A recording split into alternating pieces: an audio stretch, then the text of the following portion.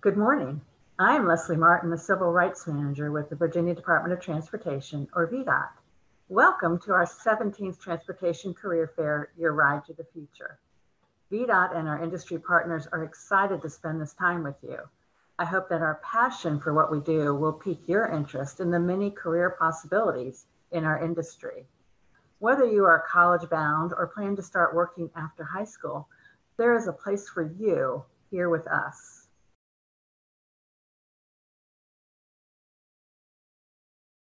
All right, well, good morning and welcome to VDOT's virtual Transportation Career Fair.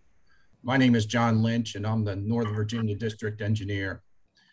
I oversee all operations within the Northern Virginia District that encompasses the counties of Arlington, Fairfax, Loudoun, and Prince William, with over 800 dedicated employees serving all our communities and our citizens' transportation needs. It's a real pleasure to be with you here today, and I'm very excited to kick off this year's event. I truly wish we were all able to gather at the fairgrounds as we have in past years, but that was not to be for this year. Very hopeful for 2022. The Virginia Department of Transportation's Northern Virginia District is working to help foster the transportation workforce of tomorrow via this virtual 17th Transportation Career Fair.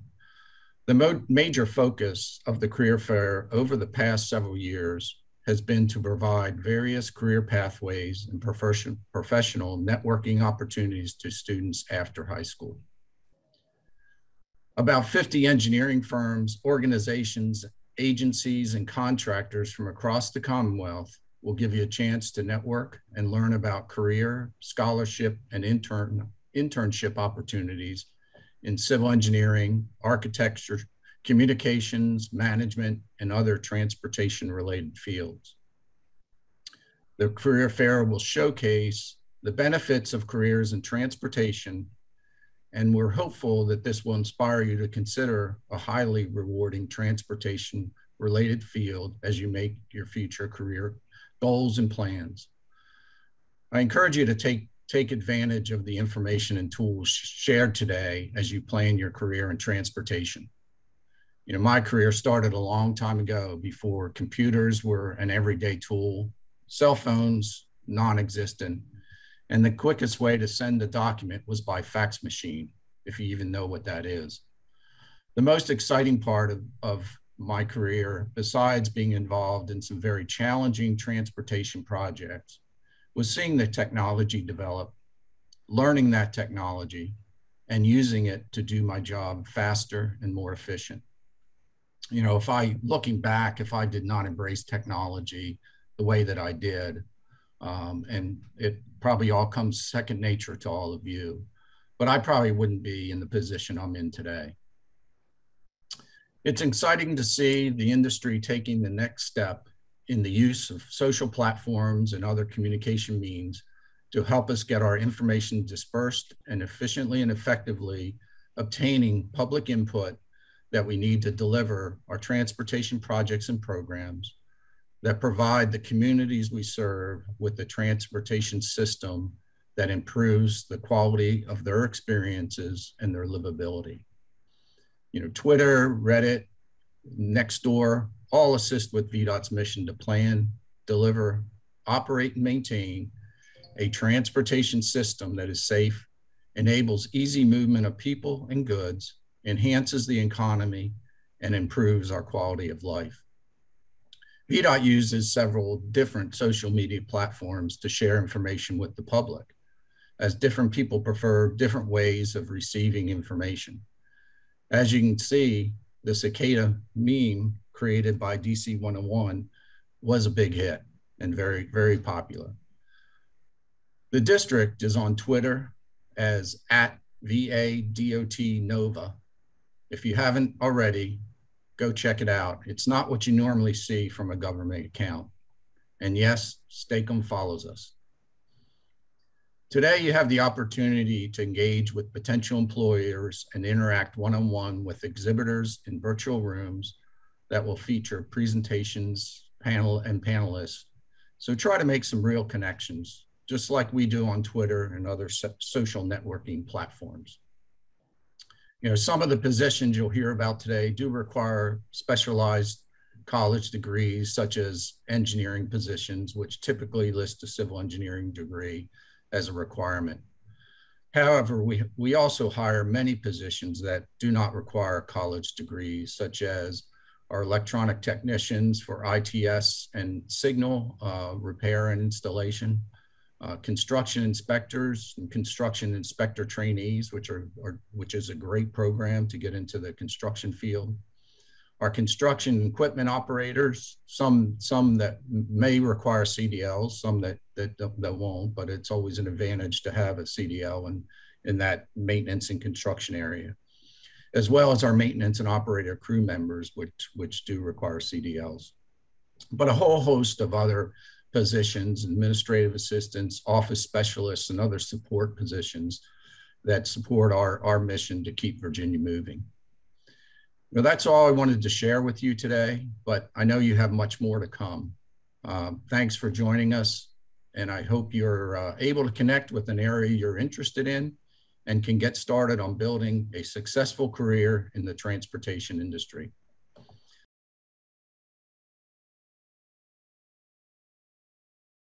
Thank you for joining the session on environmental for VDOT here in Northern Virginia. My name is Anissa Brown. I am one of the managers in our local office that's located in Fairfax, Virginia. And with me today is one of our natural resource specialists, Nick Krause. We're going to go over an overview of all of the environmental that we do. And we kind of want to get you in the mentality that most people don't think about environmental, but we think it's pretty cool. So we want you to kind of listen in and be a part of all of that. So our first slide is really just what is the environmental section, because we do understand when you hear environmental, you're trying to figure out what's going on. So we're going to jump into our presentation, but first we have a couple of questions for you. And to begin, what we're going to be talking about is, I want you to think about how many of you like road trips? Do you like to travel on planes, trains, automobiles? How many of you like sports? Do you like indoor sports, outdoor sports? How do you get to your location? And how many of you just like being outdoors? Do you like to hike? Do you like to bike? Do you like to skateboard? Do you like to rollerblade? There's lots of things you can do outdoors. So just think about all of the fun things that you normally like to do. And so now let's talk about the importance of balance and how do we balance all of those things in our lives. So here at the environmental section, we work on basically balancing all of the impacts for potential construction projects. And for VDOT, we mainly focus on roadway projects with the transportation needs, which would be going from point A to point B, or say you going from your home to school, or you going to a sporting event from home. And basically ensuring that the natural environment is also balanced. And after our projects, you'll still see trees, you'll still hear the birds, and you'll still see fish and have streams flowing through different areas. And so everything we do comes back down to balance and balancing out everything that goes on with our construction projects, from the conception of that project throughout the duration of the design of the project and all the way through construction of that project. And then we also monitor afterwards. So I'm going to hand over the presentation right now to Nick, and he's going to go over more of the natural resource information. Nick? Thanks, Anissa. So I'm going to start kind of with how I got into the field that I'm in. And I actually started kind of not knowing what I wanted to do, like I'm sure a lot of you did going into college. And I actually ended up getting a degree in meteorology. And once I graduated, that kind of led me to start my career path doing air quality. And when I first started working, doing the air quality, I eventually got some other opportunities to work on some GIS mapping for environmental purposes, as well as doing some wetland delineations and natural resources work. And that's kind of what I fell in love with early in my career. And so I started tailoring my career to doing more of that kind of work and getting more opportunities like that. Thank you. So the things that I look forward to most in my job are those days that I get to go out and look at wetlands and streams and do threatened and endangered species surveys. So those days that I get to go outside and really look and see what's going on in the environment for the project that we're going to be working on. As far as advice, you know, take a lot of different classes, learn a lot of different things, really see what you're interested in, and you know, what you start doing may not be what you end up doing. So really just find what you like to do and tailor your career to that.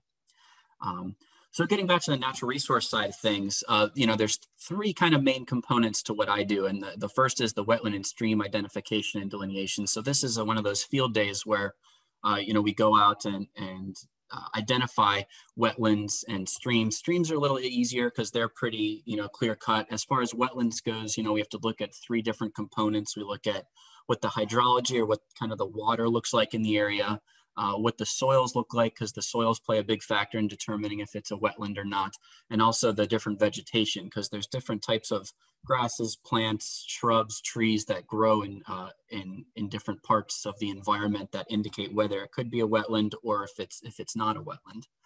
The next part is the permitting. So if we are going to impact a stream or a wetland, we have to do a permit for that. And this is kind of the office specific part of the job. After going into the field and identifying if these features are there, we go back and see what impacts the project is going to have on these features, and that's what we write the permit for.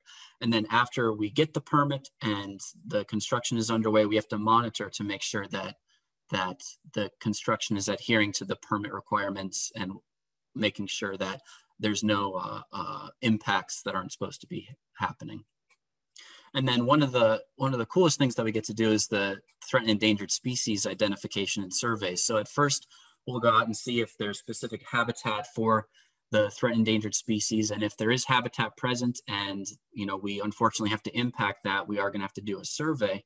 So a few weeks ago, I actually got to go to a stream south of Richmond and swim in the stream, and we were looking for freshwater mussels, and we had to take the mussels out of the stream, put them in a little bag, and locate them further down the stream so they wouldn't be impacted by the project. So that's one of the cooler things I've got to do for us endangered species survey. So moving on to the next slide here, you know, our core responsibility is to make sure that we're in compliance with federal and state environmental laws. That's kind of the overall arch of what we're trying to accomplish, and we're trying to avoid, minimize, and mitigate impacts. So at first, we don't want to have any impacts for a project. So if we can't avoid them, then we want to see if, you know, we can fit the road or fit the widening in a place where, you know, we're not impacting as much of the stream or not impacting as much of the wetland. And if we can't do that, if we have to unfortunately take a road right through a wetland, which we like to avoid at all costs, we need to, we'll actually purchase wetland credits to offset those impacts that we have. And these credits go towards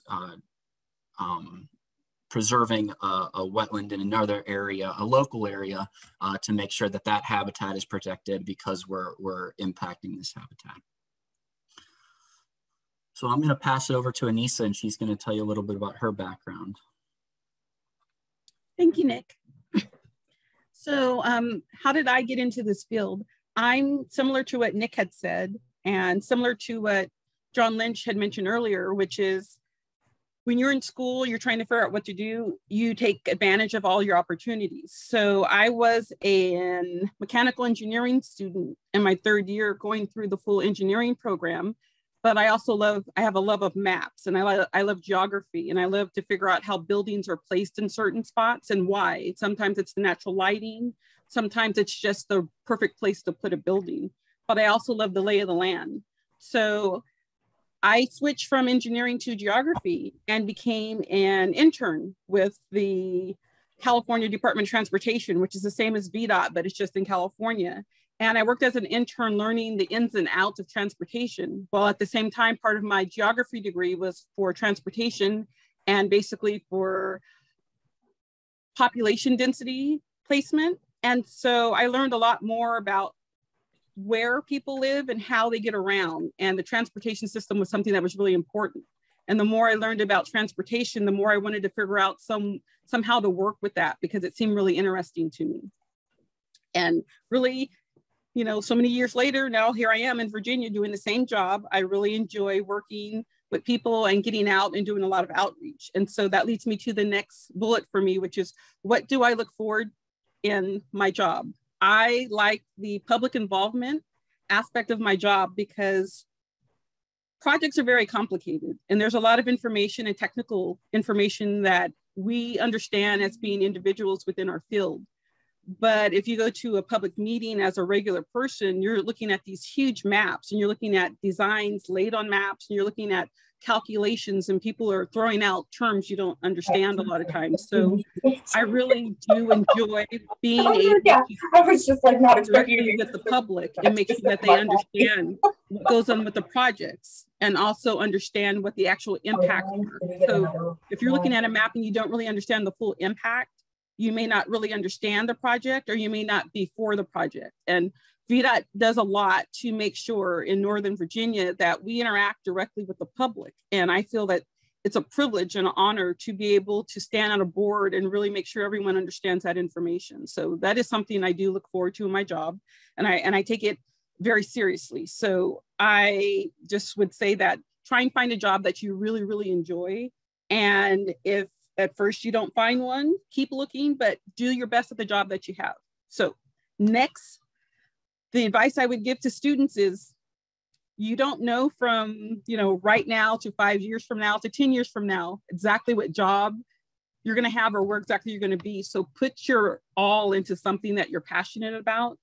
And for me, it was just somebody basically stating that when you get older, you want to give back and be a part of the community and do something positive for other people. That could be a lot of different things. And I had no idea how to apply that. But the more I learned about transportation and the more I learned about geography and the more I learned about traffic and different issues, I felt like that might be something that I could be interested in doing. So all the groups today are going to be talking about different things. And I'm honestly going to say all of the areas at VDOT are very important because environmental is just one piece of a huge picture that goes into basically delivering projects. And I'm just going to say that even though there's all these other groups, I personally, I do have a bias, believe that environmental is the best. And I would say if you haven't looked into a career for environmental, maybe just peruse it. And environmental doesn't just include Nick's position that goes out in the field. We have document writers. We have people who run noise studies. We have people who do air quality studies. We have people who are looking for cultural resources. We have people who are looking for hazardous waste. We have a lot of different specialties that all come together to create an environmental document. So just one section is what you're hearing right now, but there's so many more important and complex things that are going on with projects as they get developed. So please make sure you give everyone a chance, listen to all their booths today, because there's a lot of people who are going to be sharing really good information. So our next slide is going to go over our environmental programs. And this is going to go back to what I had just kind of mentioned and also what Nick was talking about earlier, which is natural resources. So on this slide right here, you'll see a tree that has leaves on it that represents natural resources. And this is including, it could be insects, it could be wildlife, it could be plants, and also it could be other things that maybe we're not even aware of. So we're looking at everything that's out in the natural environment.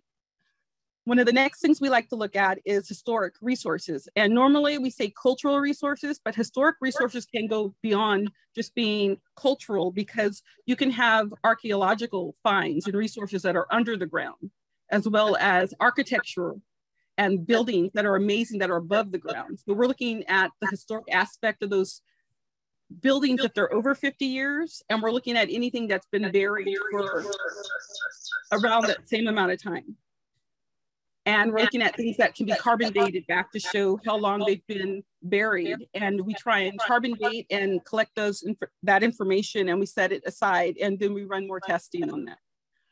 One of the other areas we focus on our projects is air quality. And the reason we do this is to expand a roadway or to go back and put in a brand new roadway. You're increasing traffic volumes to different areas. And so we do traffic studies to count the number of vehicles that are there, and we forecast in the future what that would be with the increased roadway and the increased volumes of traffic that are going through this new roadway. And we quantify that so that we can verify what would the air quality be. Would we be increasing it to be better? or would it be a detriment by putting that in there? And we make calculations and changes based on some of that information that comes back. I'm going to come over to the lower left, which is noise, because we also look at noise, because in order to put in a new roadway, you're increasing the volume. And when you increase the volume, that means there's going to be more vehicles traveling in a particular area. And all of you live in Northern Virginia, so you know that residential areas and very large roadways are really close to each other.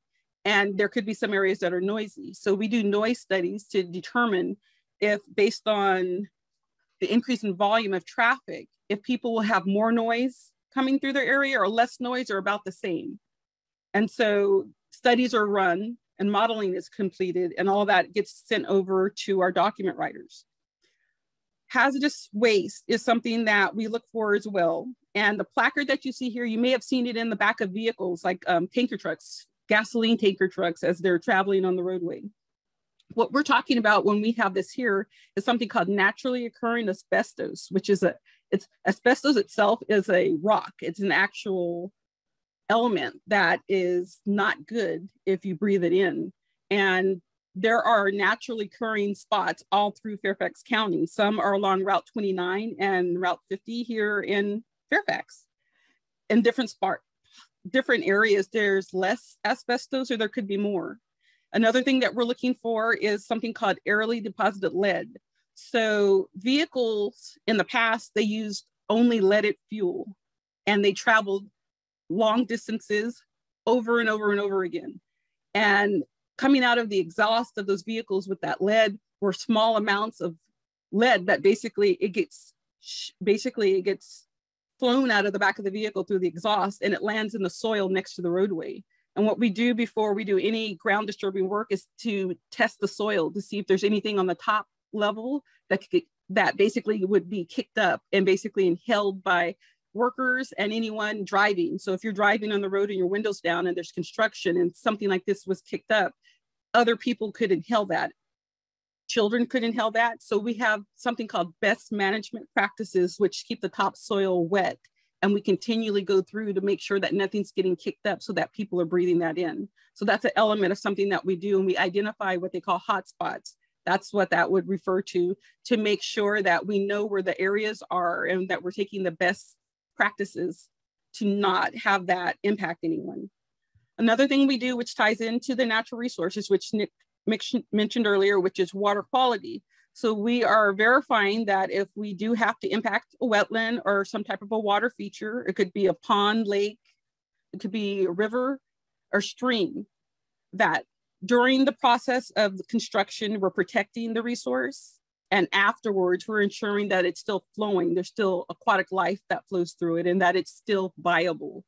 Because if you go through and you damage a particular area that's protected, we get fined. And no one likes to pay a fine if you don't have to. So we work really hard to make sure that we don't get in trouble for a violation of not following the permitting process. All of these things that I just mentioned all are documented together. And we present this to the Federal Highway Administration to get approval on our environmental documents for federally funded projects. And after our projects are all done and they're moving forward and they go into construction, we have another aspect of our particular office that comes into play, and that is our environmental construction inspector. So if there are any commitments or any specialty items that are listed in the document, say the permitting has something about countersinking, which is you make sure that if you're putting in a pipe, there's 6 inches. You have to have 6 inches of water flowing through that for aquatic life and for water to get through there. That's a commitment that we will put on a project, and it's listed in the environmental document. During construction, our construction environmental person goes out and makes sure that when that pipe is placed in there, there's 6 inches of water flowing so that aquatic life can move through it. So from the conception of the project all the way through the documentation and even through construction, environmental is thoroughly part of the process. And we ensure that everything is in compliance, as Nick had mentioned earlier. So for federally funded projects, we have a lot of laws. We have over 80 different laws and regulations that we're in compliance with at any time on every single project. All of them fall under what we call the National Environmental Policy Act umbrella, which means that all of these different laws regulations, we group them together so that there's one place you go to and you verify all the information is correct. And the way you verify that is the environmental document lists everything, and it goes through and it explains how you're in compliance with everything. And that's really the culmination of everything that we do for all of the different studies for environmental. So I'm gonna have Nick come back to explain the next slide. Right, so this is a list of all the folks in the Northern Virginia District Office who work in the environmental department. There's 11 of us locally, and then we have others throughout the region that focus on things that Anissa touched on, such as air, noise, cultural, and hazardous waste. So it's a pretty large group to make sure that you know, all the projects are being completed in an environmentally friendly way. So with that, we'll go on to the last slide. And we just wanted to thank you guys for joining us today and see if there's any questions that we can answer for you guys about the environmental program or an environmental career in general.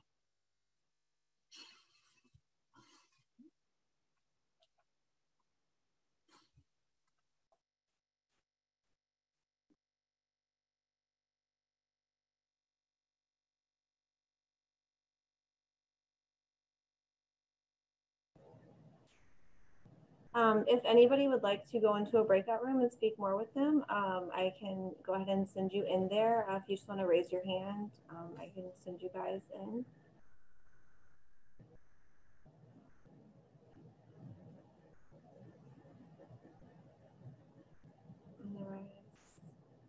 Okay, Anissa, I'll send you guys into the breakout room, and then if anyone asks, I'll send you in there if you want to wait a few minutes. If not, you can. No? Okay. Thank you, guys.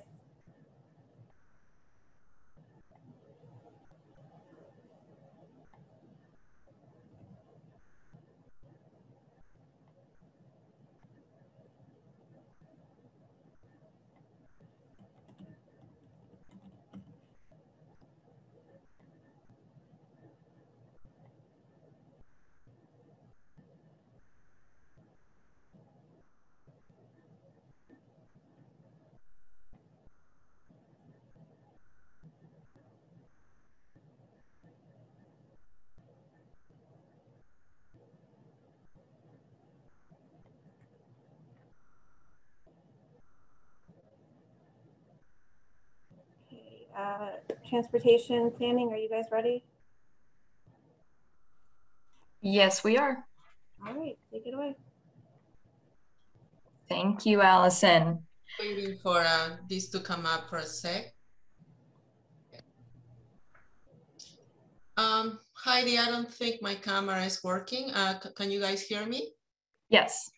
All right, so thank you for inviting us today to listen to what transportation planning does at VDOT. This little graphic that was developed by my staff, it kind of represents the composition in general terms, you know, what the Virginia Department of Transportation, the composition of the Virginia Department of Transportation rather is. And we are there, you know, planning. And obviously we're one of the many disciplines that does, you know, throughout the various development of construction that you see out on the field, or operations of how we maintain our roadways, or how we push snow in the winter. You know, we have many components that represents the VDOT. Not to be confused with the DMV, you know, which many times we get calls as to, you know, DMV questions and how do I get my driver's license, etc. We are a sister agency, and we basically plan, design, construct, operate, and maintain safely roadways, sidewalks, trails, and other modes of transportation. Sorry I didn't introduce myself. My name is Maria Sinner. I was hoping that my camera was gonna cooperate, but oh, there I am. Yeah, good. Maria Sinner, Assistant District Administrator for Planning and Investment Management. And with me, I have 3 members of my staff, Heidi, Amir, and Michael. You know, they're over there. So they're gonna cover a little bit of what planning does. And in the planning perspective of what we do, our goal is to provide equal opportunity, just to summarize what we do, equal opportunity to all the modes of transportation that could be available to you. We're not just road centric, you know, we obviously have to think about from an idea how to implement a particular project, but we try to identify the need of a particular community, of a particular government, of a particular, you know, desire of trying to achieve something, and try to come up with something to implement. And that could be in the form of a project, you know, your traditional project, could be in a form of connecting the different modes, you know, safely, how to connect, many of you might not be driving yet, but how to connect you by walking or using your bicycle, your scooter, whatever, to maybe a bus stop, or maybe to go to a friend's house to carpool, or how to influence the behavior of transportation by maybe incentivizing using technology, incentivizing, you know, teleworking. And as you know, the last year and a half, how to be able to incentivize doing other activities from home, you know, by using formats like today, Zoom and other things like that. So again, I want to introduce Heidi, Amir, and Michael. Heidi and Amir are part of the technical staff, and they're gonna cover a little bit of what they do. And Mike is somebody not much older than you are. He joined us when he was in his earlier years of college, and he got an internship, and then he got some scholarships, so we helped to pay for his schooling as well at George Mason. And I don't want to steal away his presentation, but now he is an engineer. You know, he has gotten the very first credential as an engineer, you know, and he continues to work and in that training. So now he is in a different type of training that is called the EDGE program. And he's on his second year, and he's selected to do that training with us and planning. So we're hoping that he will choose to stay with us moving forward. So I think you will be very interested to hear, you know, about his experiences. And again, you know, we hired him as an intern, and all of these are paid positions, by the way. So, you know, you might want to hear about that as well. And now he basically has his at least immediate future planned, and he has some secure job with us, you know, in the years to come. So I'm gonna give it to, who's next, Heidi? Yeah, so thank you guys for listening, and we're here also available to answer any questions you might have moving forward. Thank you, Maria. Hi, everyone. Wanted to start out with some questions. Have you ever thought, wow, I've been stuck in this traffic forever? Or how can I get a sidewalk or trail to my friend's house or school? Or how will I get around in the year 2045? Or maybe, who are these mysterious people that plan roads, biking and walking facilities, or other transportation networks? It might be the transportation elves, or it might be Amir, myself, and Michael, and the other staff at VDOT. So who are we? We are, like Maria said, staff of VDOT's Northern Virginia District Office. So we cover several counties, and our office is located in Fairfax. My background, currently I'm a transportation planner that focuses on bicycle and pedestrian and commuter lot coordination. But my background started in growing up in this area. I grew up in Loudoun County. I never really thought I would become a transportation planner, but I went to the University of Virginia to study business classes, but I ultimately became interested in urban planning through a sustainability class. And then I switched my major to the urban and environmental planning major in the School of Architecture, and took some transportation classes. And then after graduation and during college, was in several internships to do with engineering, marketing, and planning. And then I found a job at VDOT. So, and I've been here for 6 years. So I'll pass it on to Amir for his introduction. Sure. Thank you very much. I'm glad to be here. Not long ago, we were in the same position as you guys are right now, wondering what we want to do with our future. I was in high school, I was in the mathematics and physics major, and then kind of in a very naturally, we ended up with the engineering degree, and I picked civil engineering because I like to design buildings, skyscrapers, things like that. But as we moved on in the civil engineering my senior year, I noticed that I don't like it that much to design skyscrapers and things like that. These are like very solid, you cannot communicate with them, they are not live. And then we had an advisor who was teaching in transportation engineering and one in the roadway design. And I kind of liked it so much. And it had a good mix of building things, but it also had, yeah, I heard some echoes. But you also had the opportunity to communicate with people, real people, get feedback from them, and then they complain about whenever you get into a taxi at the time that we used to get the taxi before the Uber and Lyft type of things. We could talk about the traffic all the time. When you get to gatherings, that's one of the things that come up early on. The traffic was bad, we are late because of this and that. So I liked it to be able to work on this field. So I have been with VDOT for the past four year and a half or something like that. And before that, I worked for 10 years for a private sector. And right now I do transportation planning, and as a specialty, I do traffic and travel demand forecasting.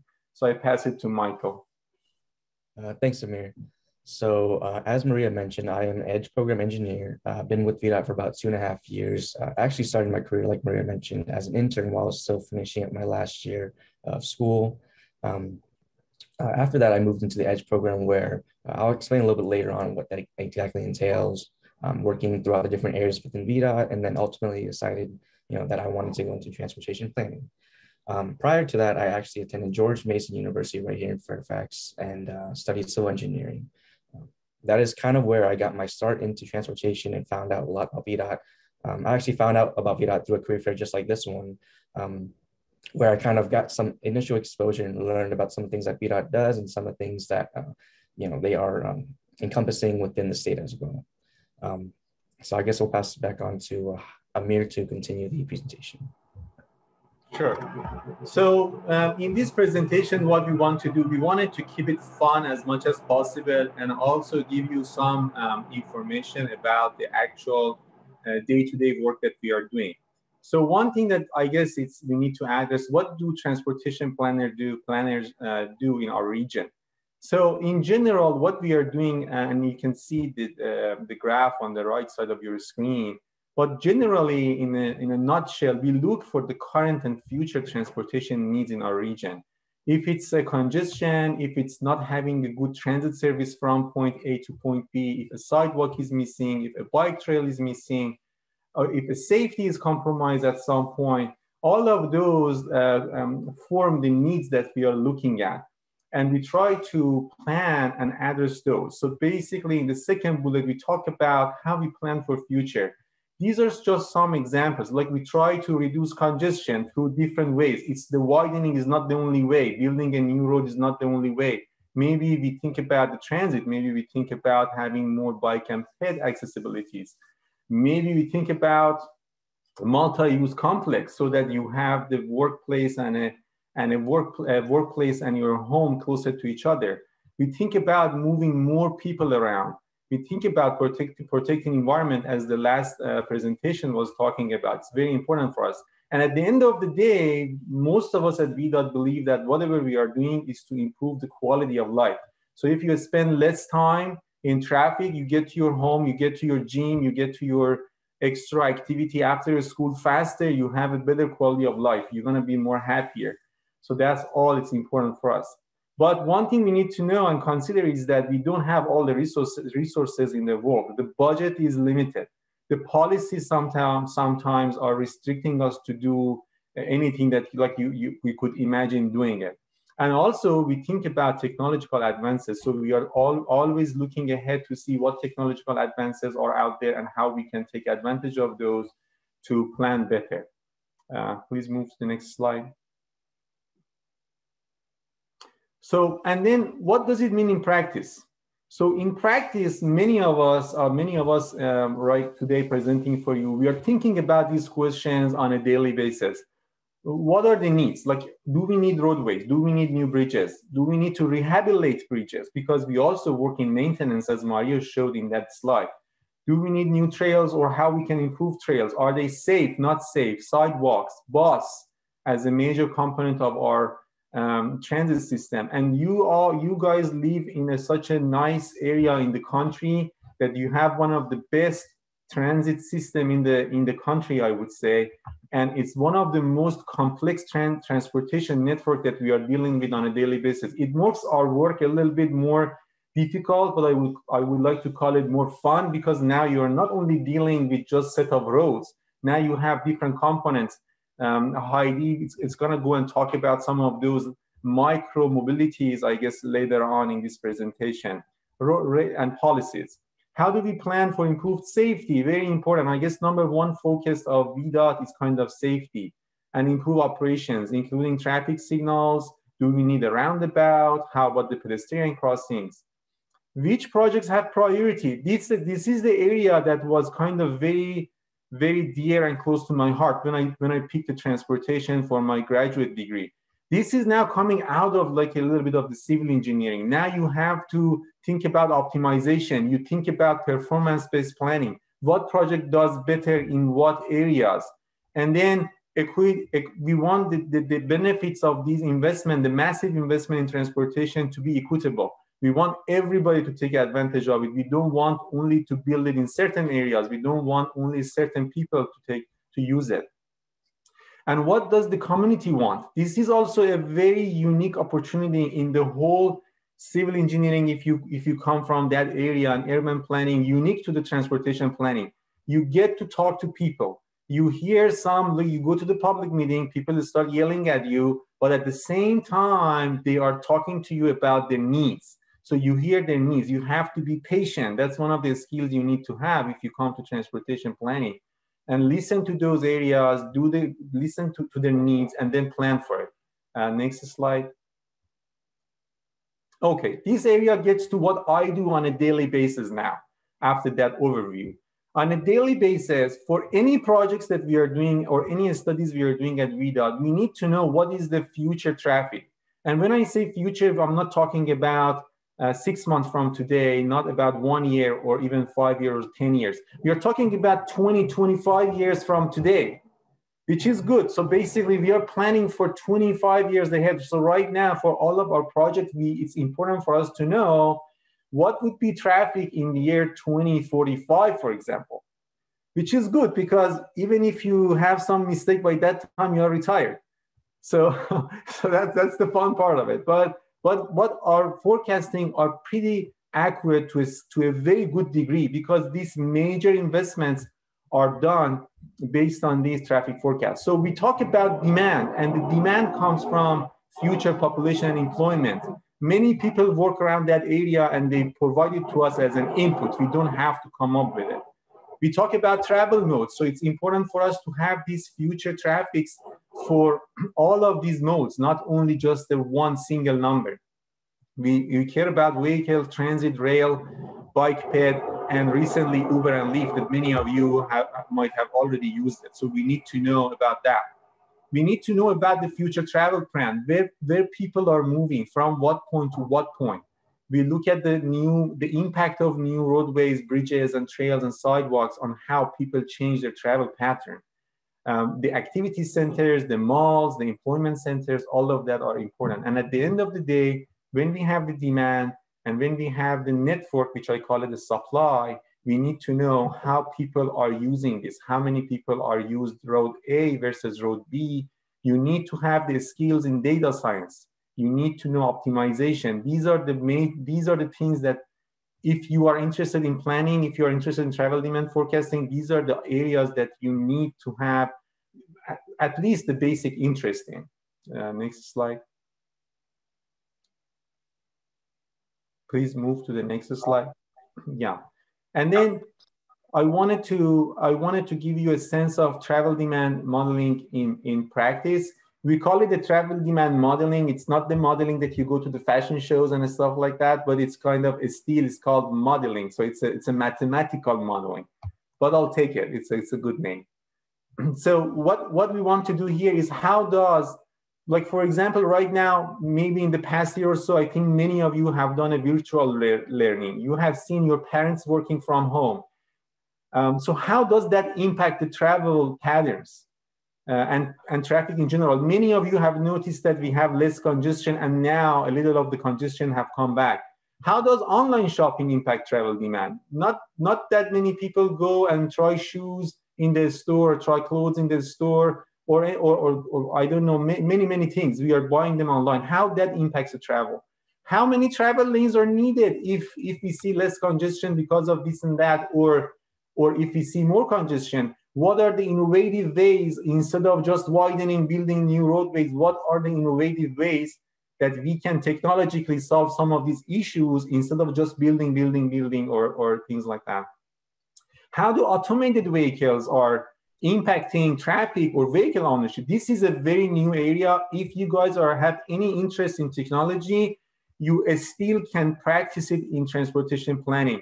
Automated vehicles, many fields are related to it. Many people, many of my personal friends who are doing data science right now are working on the automated vehicles, somehow related to us. We are working on the planning side of it, and there are many ways that you guys can work on it. And like, for example, how should be the capacity of the parking lots? With all these nice transit that we have in this area, how we can encourage people to use this transit, reduce congestion, improve air quality. On the other hand, the question for people like us, Heidi, Michael, it's going to be what the capacity should be. And also, it's also important for us, as far as the quality of life, we want to still have a nice roadways, nice travel time 20-25 years from today. So if right now with 30 minutes you can get to point A, point B, point C, we want you also have same level of service when we get to those future years. I might have spoken a little bit too fast, but I'm going to pass it to Heidi. It's an interesting field. I encourage you to consider it. Thank you, Amir. So I want to talk about bicycle and pedestrian planning first. And what attracted me to planning and to VDOT was the ability to work with a lot of different people, both in VDOT. I work with many different disciplines, from maintenance and engineers and construction to a lot of people outside of VDOT, whether it's individual citizens, other government staff, advocates. So working with people and communications is a big part of my job, as well as planning, for the physical sidewalks, paths, and other amenities where a bike share station might go, and policies like, can e-scooters or other, bike share companies operate on the sidewalk, or do they have to be on the road, or what's the policy around that, and what's safest for all users. So the ability to work with a variety of different subjects and a variety of different kinds of facilities is definitely a big attractor to the field of planning, a lot of variety. So one of the other skills is mapping and GIS. As you can see on the screen, this is a map of bicycle facilities that have been built and that are planned to be built. So if you like working through problems and working to connect things and make people's lives better, allowing them to get from point A to point B more seamlessly and on a bike, or just with their own 2 feet, or if there are mobility impaired citizens that you want to help, that is all a facet of transportation planning. There's also advising on safety and comfort. We want to make facilities and transportation options that are safe and that people want to use.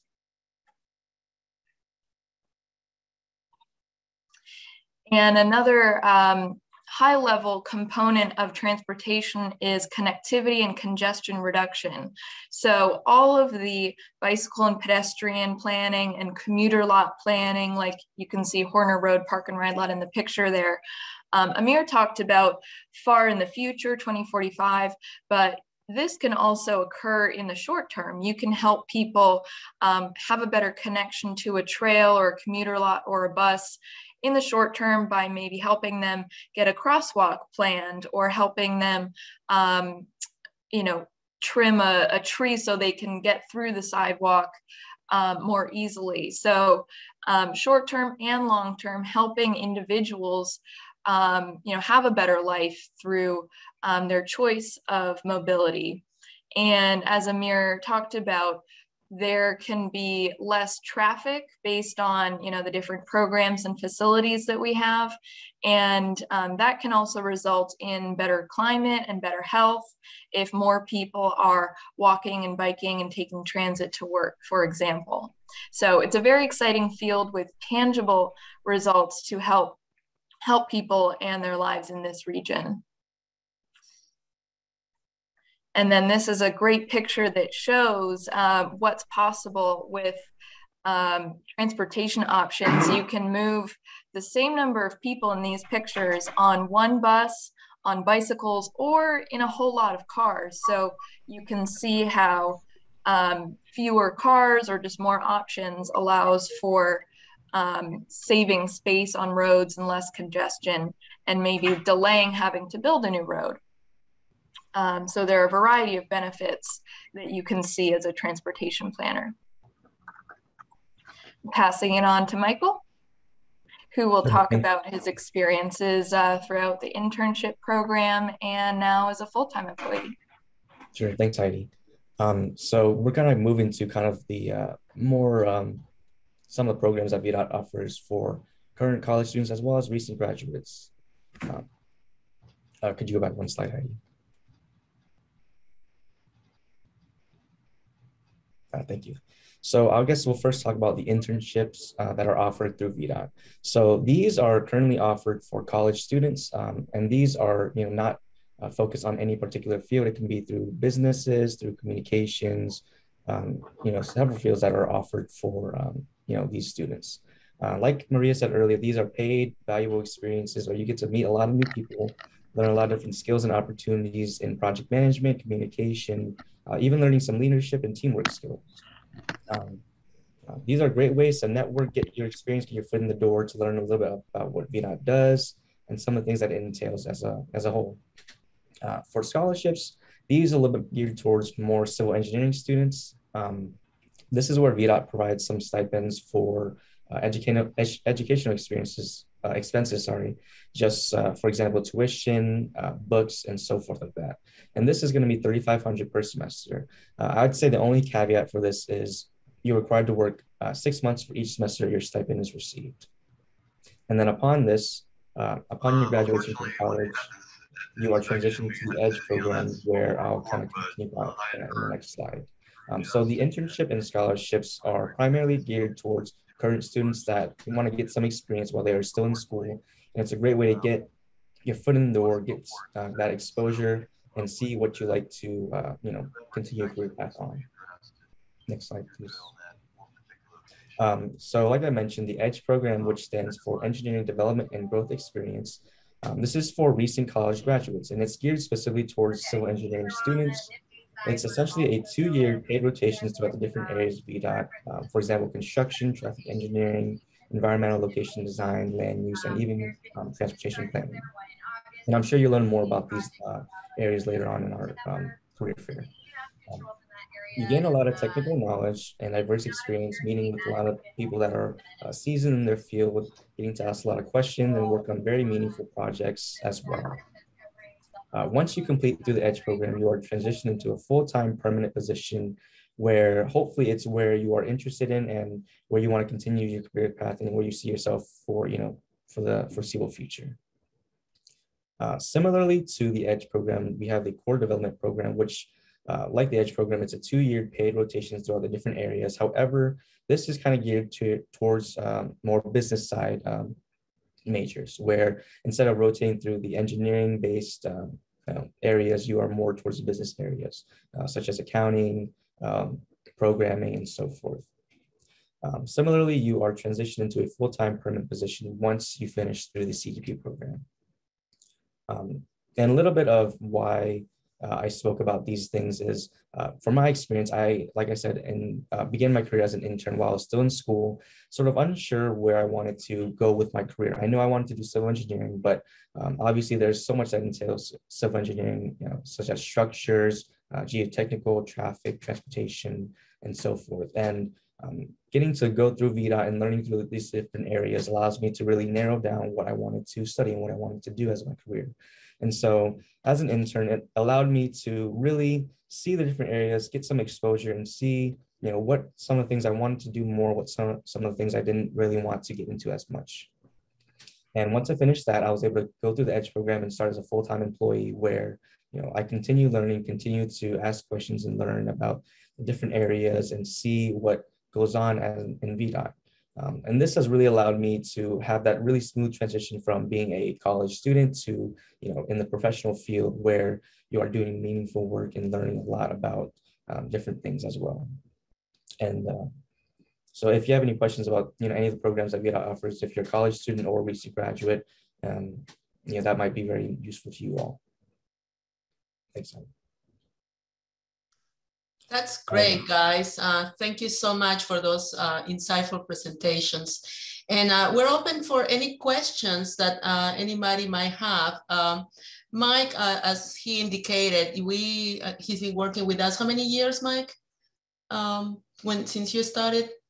I've been working with planning about a year as an intern, and then for about a year and a half with the program. Prior to that, yeah. But also we do offer seasonal employment. If you are thinking that you have the age to start working, if you look at our seasonal employment in during the summers or something like that, just to even taste what is like to work for VDOT, you can look into that as well, on our website, before the summer. I'm not quite sure when they get advertised, but I think it's like the spring, and you can look into those opportunities and start tasting to see how would you like to proceed in your career, if that's something that interests you. And all of these positions are paid, all of them, offers you the opportunity of taste the careers, but also you make some money at it. So is there any questions for the staff that just did the presentations? Oh, come on, guys. Surely there is some questions out there.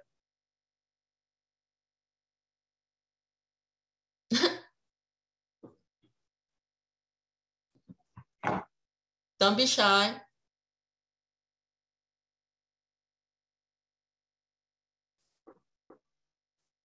All right, Allison, I don't know who's next. Okay. What I'll do, I'll put you guys in a breakout room, and anyone who wants to come in and talk privately with you guys or continue the conversation can join in, and you guys can just, let me know if you guys want to go in, raise your hand. I can send you to the room, okay? So give me 1 second to set up that breakout room for you guys. Yeah, thank you for your time. Thank you, guys.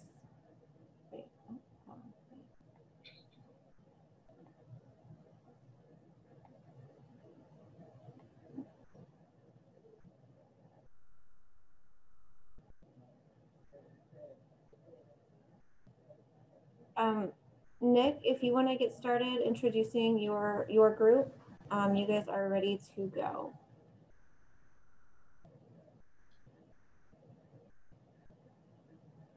Nick, you're muted.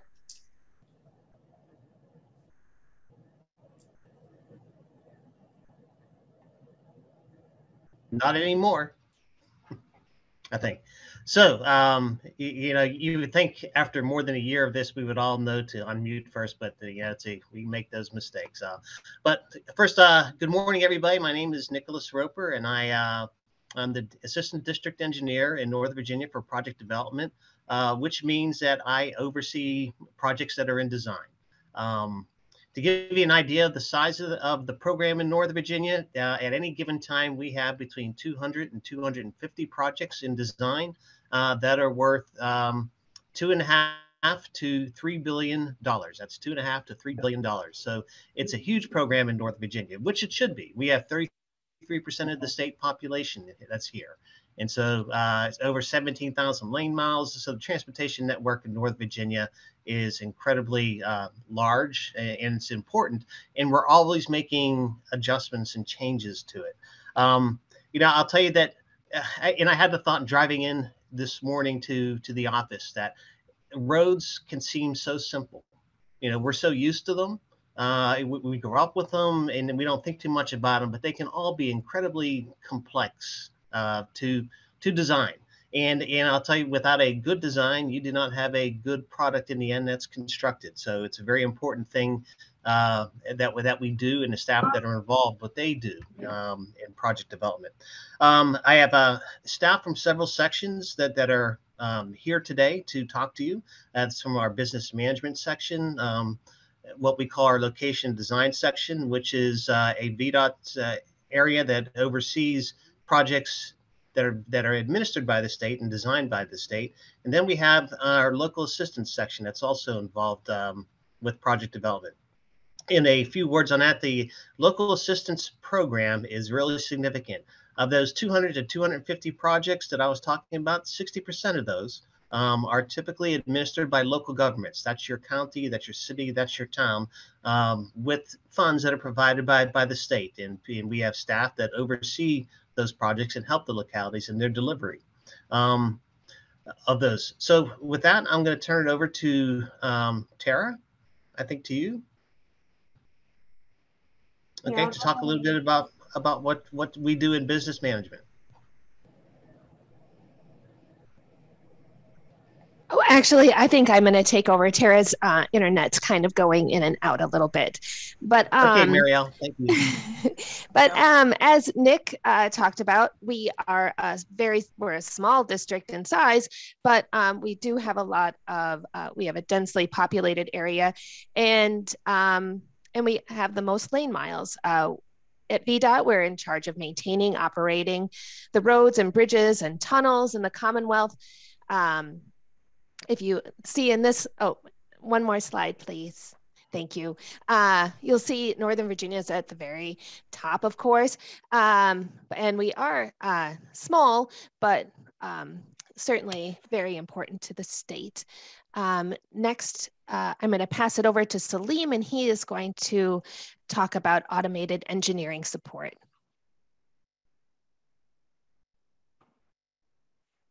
Hi, everyone. My name is Salim Indorwala, and I am the point of contact for anything CAD related. So what I do here is in our location and design section that we use computer-aided design and drafting tools. And I'm involved in setting up and coordinating the CAD training, as well as I provide the support primarily to our location and design and in general, the whole district. In our section, we design roadways, highways using several design software, which includes civil design software, drainage design, AutoTurn, lots of other. You will see the in the next slide, some graphics. Also, we create in-house conceptual plans. We do the study, just like on this slide, you see lots of different applications are used. And the big picture you see, the big interchange you see is in Prince William County, I-66, the Route 15 interchange. That was designed several years ago. And you see the AutoTurn label. So we use this software for the vehicle maneuvering and, proper clearance and into the driveway and roadway, turning near the roundabouts, everywhere. And also we use the, if you could go to the previous slide, please.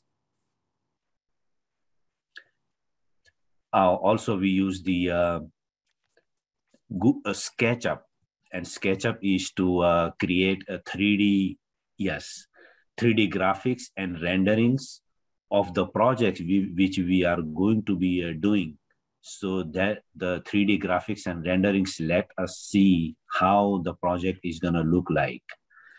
And also, this is the huge task. There are lots of documents and plans and other documents are involved. So we do have an engineering document management system called ProjectWise.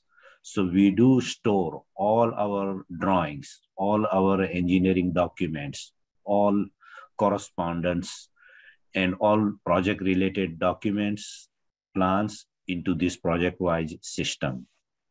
Also, when there is a need to provide the hard copies, we do have in-house large format printers, and they could call those printers, plotters, scanners, and the copiers all into one.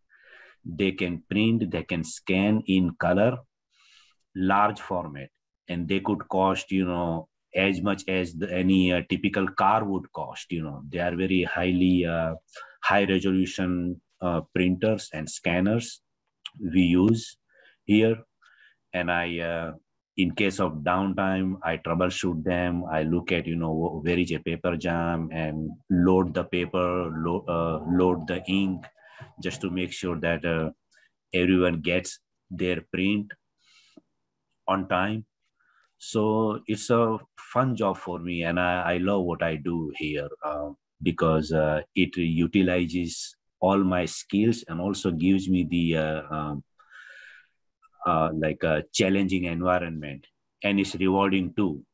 And I like helping people. So whenever, I'm kind of go-to guy in our district. So whenever something happens in CAD arena, then I'm the guy, I run here and there, and I love to help people. I just don't, I'm not limited to my role, but, if I know something more, I let people know that, yes, I can help you with this also. I can help you with this. So yeah, I mean, I like what I do, and I love my job. Let me know if you have any questions.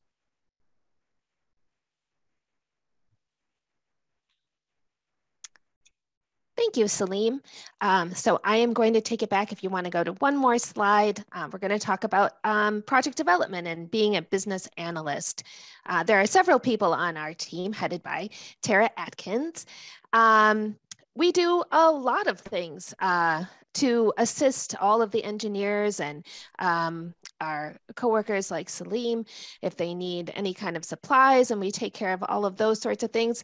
And we also monitor our funding. So when a project comes, is brought to us by, if we're talking about specifically LAT projects, which are locally administered programs, we look at, or they organize it with our programming group, and they make sure, and we make sure that all the funding is on the project. And we can look at the pool, and we can see what their estimates are and how much they've extended so far. This project that Derek is going to talk about in a few minutes was federally funded. We have a few different kinds of federal funds on this project, as well as local funds to help pay for the project, which is a bridge, a pedestrian bridge. So we don't just monitor the funding, we also help pay invoices to the localities. So the locality will get federal funding, but we kind of hold on to it for a bit, and the localities will pay for engineering costs, surveys, supplies, any kind of anything for the project, their time, certainly. And then they will send us invoices, and we pay those invoices, and we reimburse them with state and federal funds. We also review our VDOT oversight, which is how much VDOT is spending on a project.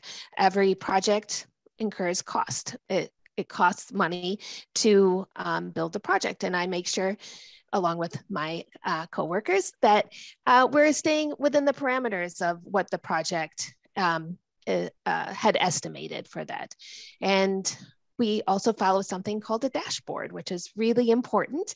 And that monitors if the project is on time, if it's on budget. And we have monthly meetings, and we do reports for everybody to make sure that everybody is aware of what's going on in a project at all times.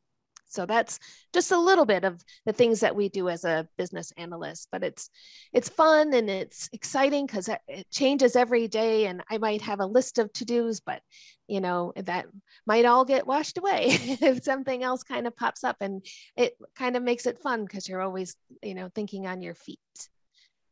But to hear more about our lab program, I'm going to hand it off to Sophia. Thank you. Good morning, everybody. My name is Sofia Pinedo. I'm a project coordinator with the VDOT NOVA Local Assistance Program. Really happy to be here this morning. And I'm just gonna talk a little bit about what we do, what project coordinators do in the Local Assistance Program. The main role of the project coordinator is work with the localities to assist them with their locally administered project. When a project begins, it gets assigned a project coordinator, and you're gonna work with the locality project manager just to help them to successfully complete the project on time and on budget. Next slide, please.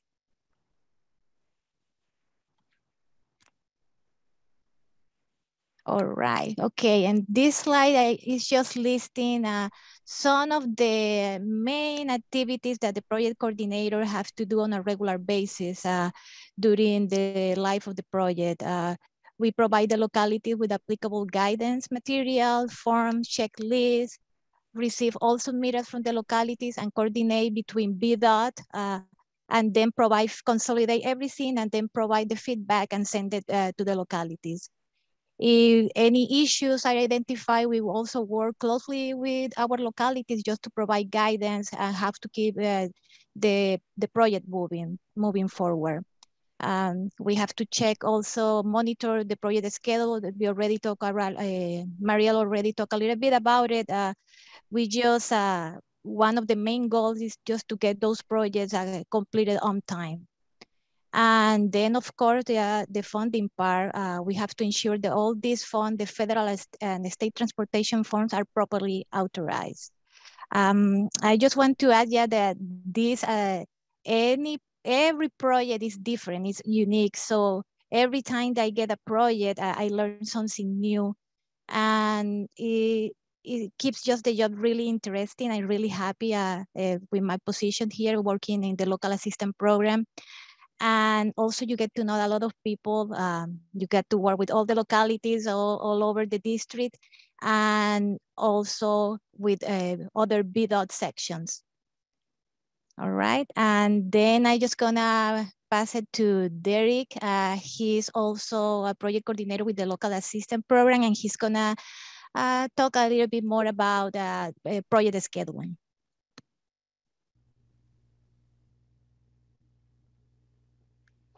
Hello, good morning, everyone. So my name is Derek Undan. Just like Sophia, I'm one of the project coordinator, local assistance, and have been working at VDOT for about 9 years now.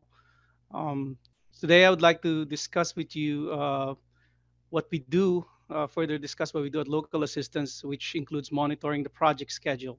So in this particular slide, we will concentrate on the project development process, which is what most people call as project design. So we work closely with the localities and the design consultants to get it done. Now, the schedule is one of the most important metrics that we look at in order to gauge project performance. So in this slide, you will see different activities and tasks. I know it's you know, some of this is new to you guys, but I'll try to explain them in summary.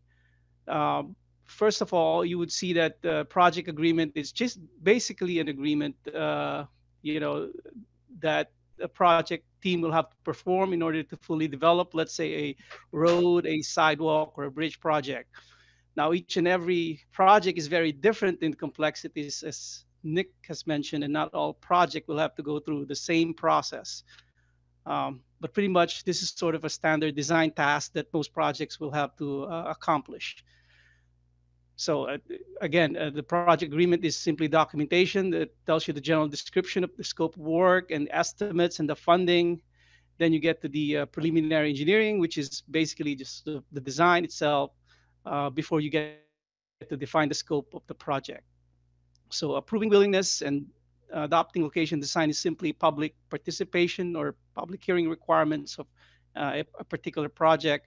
And if right of way is necessary for a project, then acquisitions or easements are performed using a very defined public process.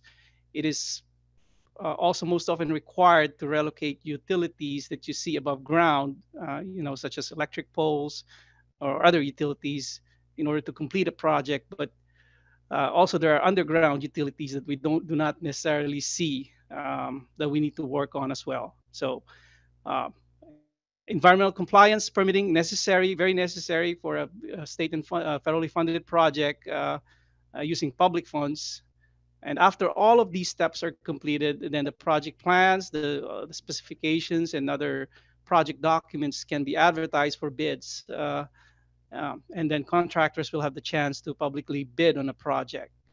And so typically the lowest and responsible bid will be awarded the construction contract.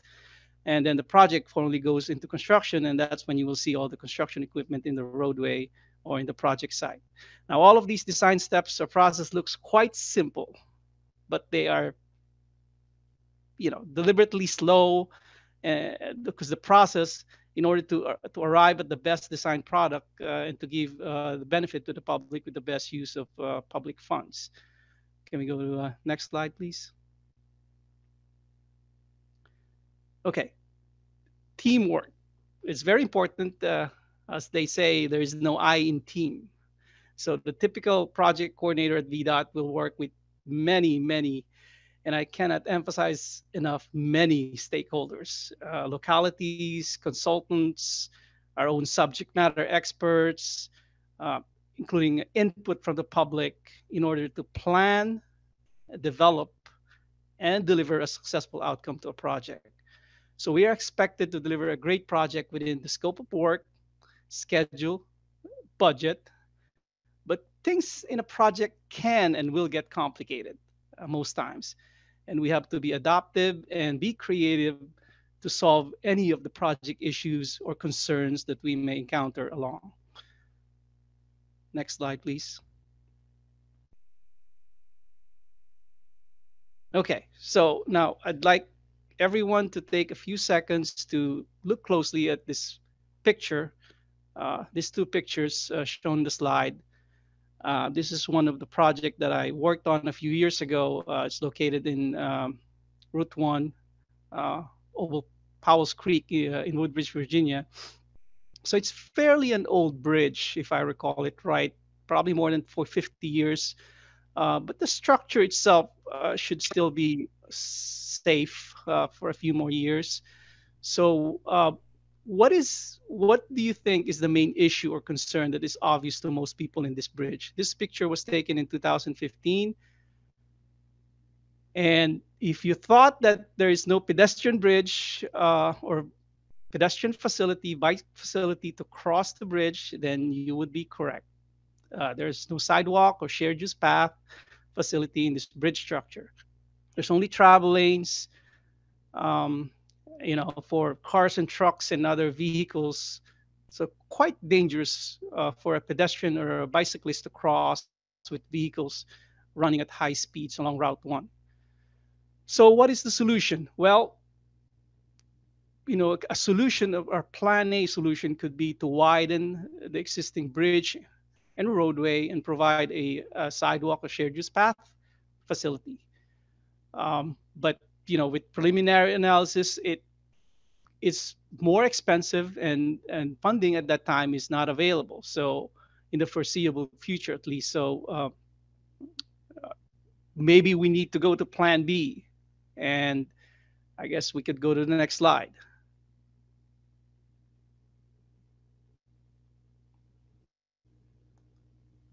If we could show the next slide, please. Thank you.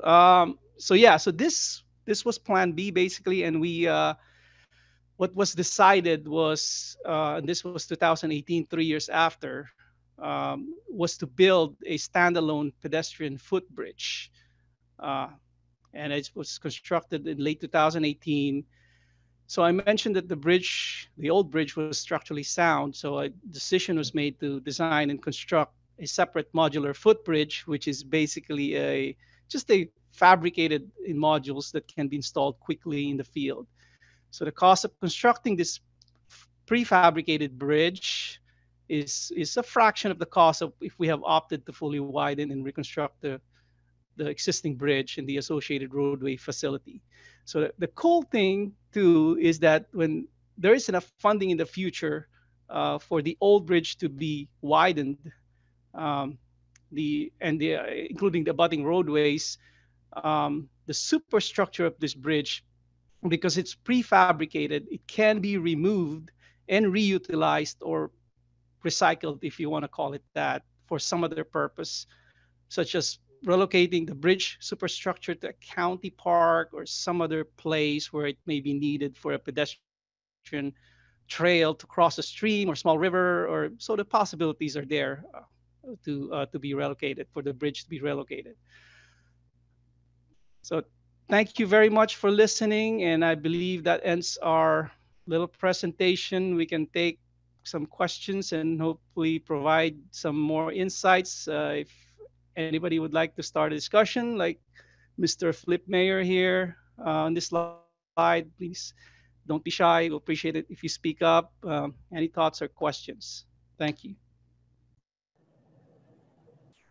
Thank you guys. And of course, if you guys don't, I mean, I know not everybody likes to speak in front of people, so there is an option to ask a question later. And there's also, you know, I can also put them in a breakout room so you can talk to them privately.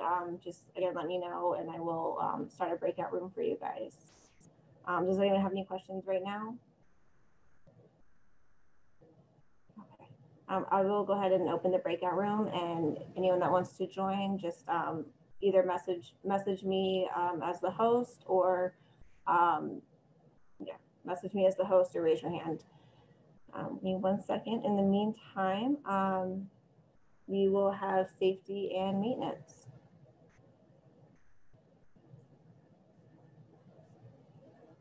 Hi, can you guys hear me okay? This is Lauren. Y'all hear me all right? My camera's going back and forth between my big screen and my little screen. I don't know why. Hear you and see you. Okay, good. Let me throw up my presentation real quick. I think this is it. Can you all see that okay? Yeah. And I'm trying to go in between screens here, so. Okay, great. And you just want me to dive in? Go ahead and dive in and say, you know, anything. Yeah, you need to say your introduction and okay, however else you guys have decided. Okay. Well, good morning, everybody. I'm going to introduce Paul Maddox and Kwame Aqua in a minute to help me out here. But they've asked me to talk about maintenance. I'm actually the district maintenance engineer for Northern Virginia District, and I'm happy to be here virtually with you today. I've done several presentations for high schools and elementary schools, and of course, you probably see our trucks out for snow and just fixing potholes and different things in general throughout the district, I hope. We're busy working every single day, and we filled a lot of roadway complaints and inquiries, actually thousands and thousands of them every year. So I'm happy to be here to talk about a little bit more about what we do. And again, I'm working in Northern Virginia in the Fairfax office, and my primary responsibilities are maintenance.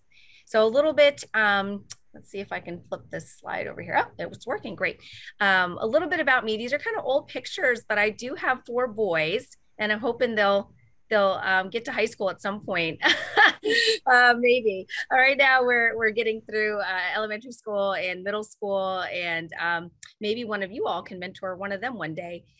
These pictures are a little dated, but they're kind of my favorite pictures. We went to Disney World and had a great vacation pre-COVID. And, you know, like I said, I've got kids all the way from pre-K all the way through 7th grade now.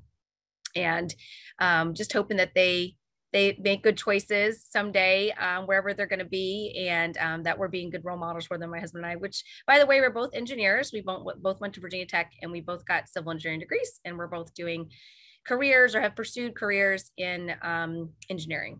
Okay, so getting into VDOT world here, VDOT has a $2.1 billion annual maintenance budget. We don't see all of that money in Northern Virginia alone, but specifically for maintenance, our budget probably averages anywhere between 300 million to 350 million, depending upon what we may do for snow or emergencies. I've been in this role for 5 years now, and my budget is usually somewhere in there. This year, it's probably going to round out to like around 320 plus or minus. We've got some interesting things going on in Congress right now with the infrastructure bill that hopefully will get passed, which will actually put more funds towards transportation and hopefully more maintenance projects. So that's always good in my world, and also for you all, because you all use the roads every day, or your parents drive, or you drive. And you know, it's important that our transportation assets remain maintained and in good condition.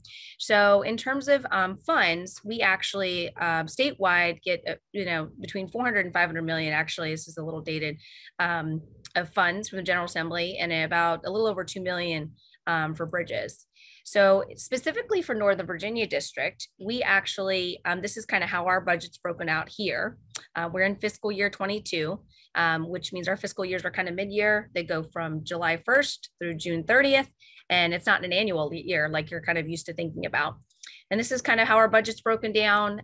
You know, we've got bridges, and we also oversee the operations side of the house. Even though I have a counterpart, Kamal Suleiman, who's the operations director, the budget is a little bit combined. So we allocate, you know, funding for signals and for lighting as well. But the big buckets are the pavement, our structures. We also, like I said, spend a lot of money in snow removal, depending upon the year and the severity of the storms. And so right now we're sitting at about 240 million, but like I said, I've got some snow money and some other things that need to be allocated. So I think we'll be closer to 300 plus or minus this fiscal year. Just as a general overview, maintenance in Northern Virginia is comprised of Arlington, Fairfax, Loudoun, and Prince William counties. So we've got area headquarters in all of those locations, whether you know it or not. And we also have a lot of contractor partners working with us, doing things like snow removal, of course, snow, mowing. We have a lot of contractors that do that sort of work, and you'll see that in the next slide. But there are 18 area headquarters, believe it or not, in Northern Virginia, 9 in Fairfax, 1 in Arlington, 4 in Loudoun, and 4 in Prince William. And Arlington only has 1 because Arlington is one of those special jurisdictions that maintains most of their secondary roadways. And Virginia is actually one of, I think, 3 states. It's Virginia, North Carolina, and Texas that still maintains most of its secondary, primary, and interstate system, notwithstanding certain localities like Arlington does most of theirs, and you know, smaller towns like Vienna or Leesburg, they have some sections of roadways, but we still maintain the primaries even going through those jurisdictions. So in maintenance, I've got around 367 plus or minus employees at a given time. That's just VDOT employees. I've got 9 direct reports, 9 different teams working for me, doing all of these different things in maintenance. I couldn't do it without them. Day to day, there's just always something going on. And we've got about 4,500 vehicles within our fleet. So, you know, trucks and dump trucks and sweepers and all those things that we actually maintain and use on a daily basis and seasonally for snow removal. There's actually a large effort right now looking statewide at our equipment and options going forward, leasing, renting, procuring new equipment and things like that. So you'll see some VDOT trucks, I'm sure. If you haven't, I'm sure you'll be looking out for them after this. These are the things that VDOT maintenance focuses on. Again, roads and bridges, ancillary structures like your sign structures, like those big green and brown and all those blue signs that you see on the side of the road. There's a metal pole or a metal structure that actually holds that sign up, and we inspect those because they could fall down if they're not structurally sound. Of course, guardrails, we fix potholes. We do sweeping and mowing and litter pickup and signs, and you know, there's all sorts of assets we have: sound walls, sidewalk, curb and gutter, all the things that are in public right of way. VDOT is responsible for maintaining if we accepted it into our roadway system, and it's within public right of way. Okay. We have some special crews throughout the district that do. Oh, I'm sorry. Somebody unmuted. Maybe. I think somebody might be unmuted. I'm gonna try to mute you. Hold on a second.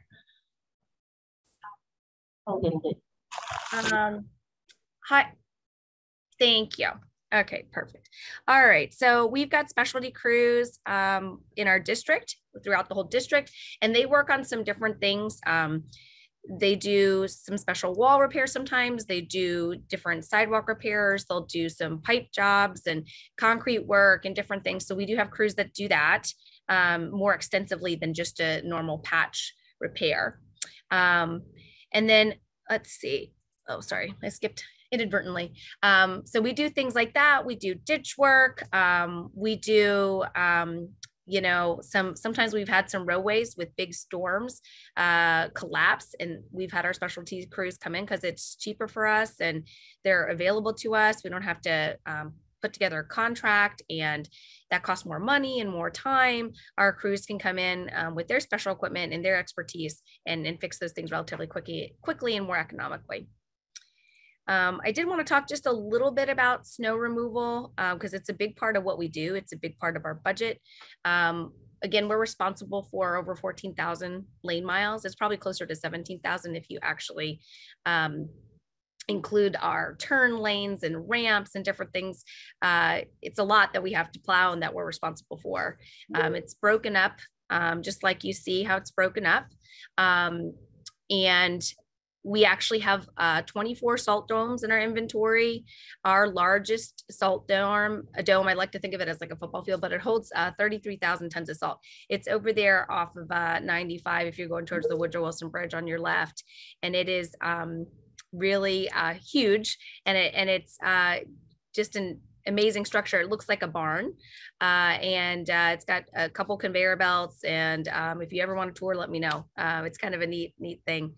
And then we've got a lot of other domes in and around each area headquarters, and we stock the salt and the brine and the sand. We do some pre-treatment on certain roadways, which is a salt water solution. It's like a 25% you know, to 75% sort of ratio, and it's more water than salt. And so we do that, and we've had some success at that as well.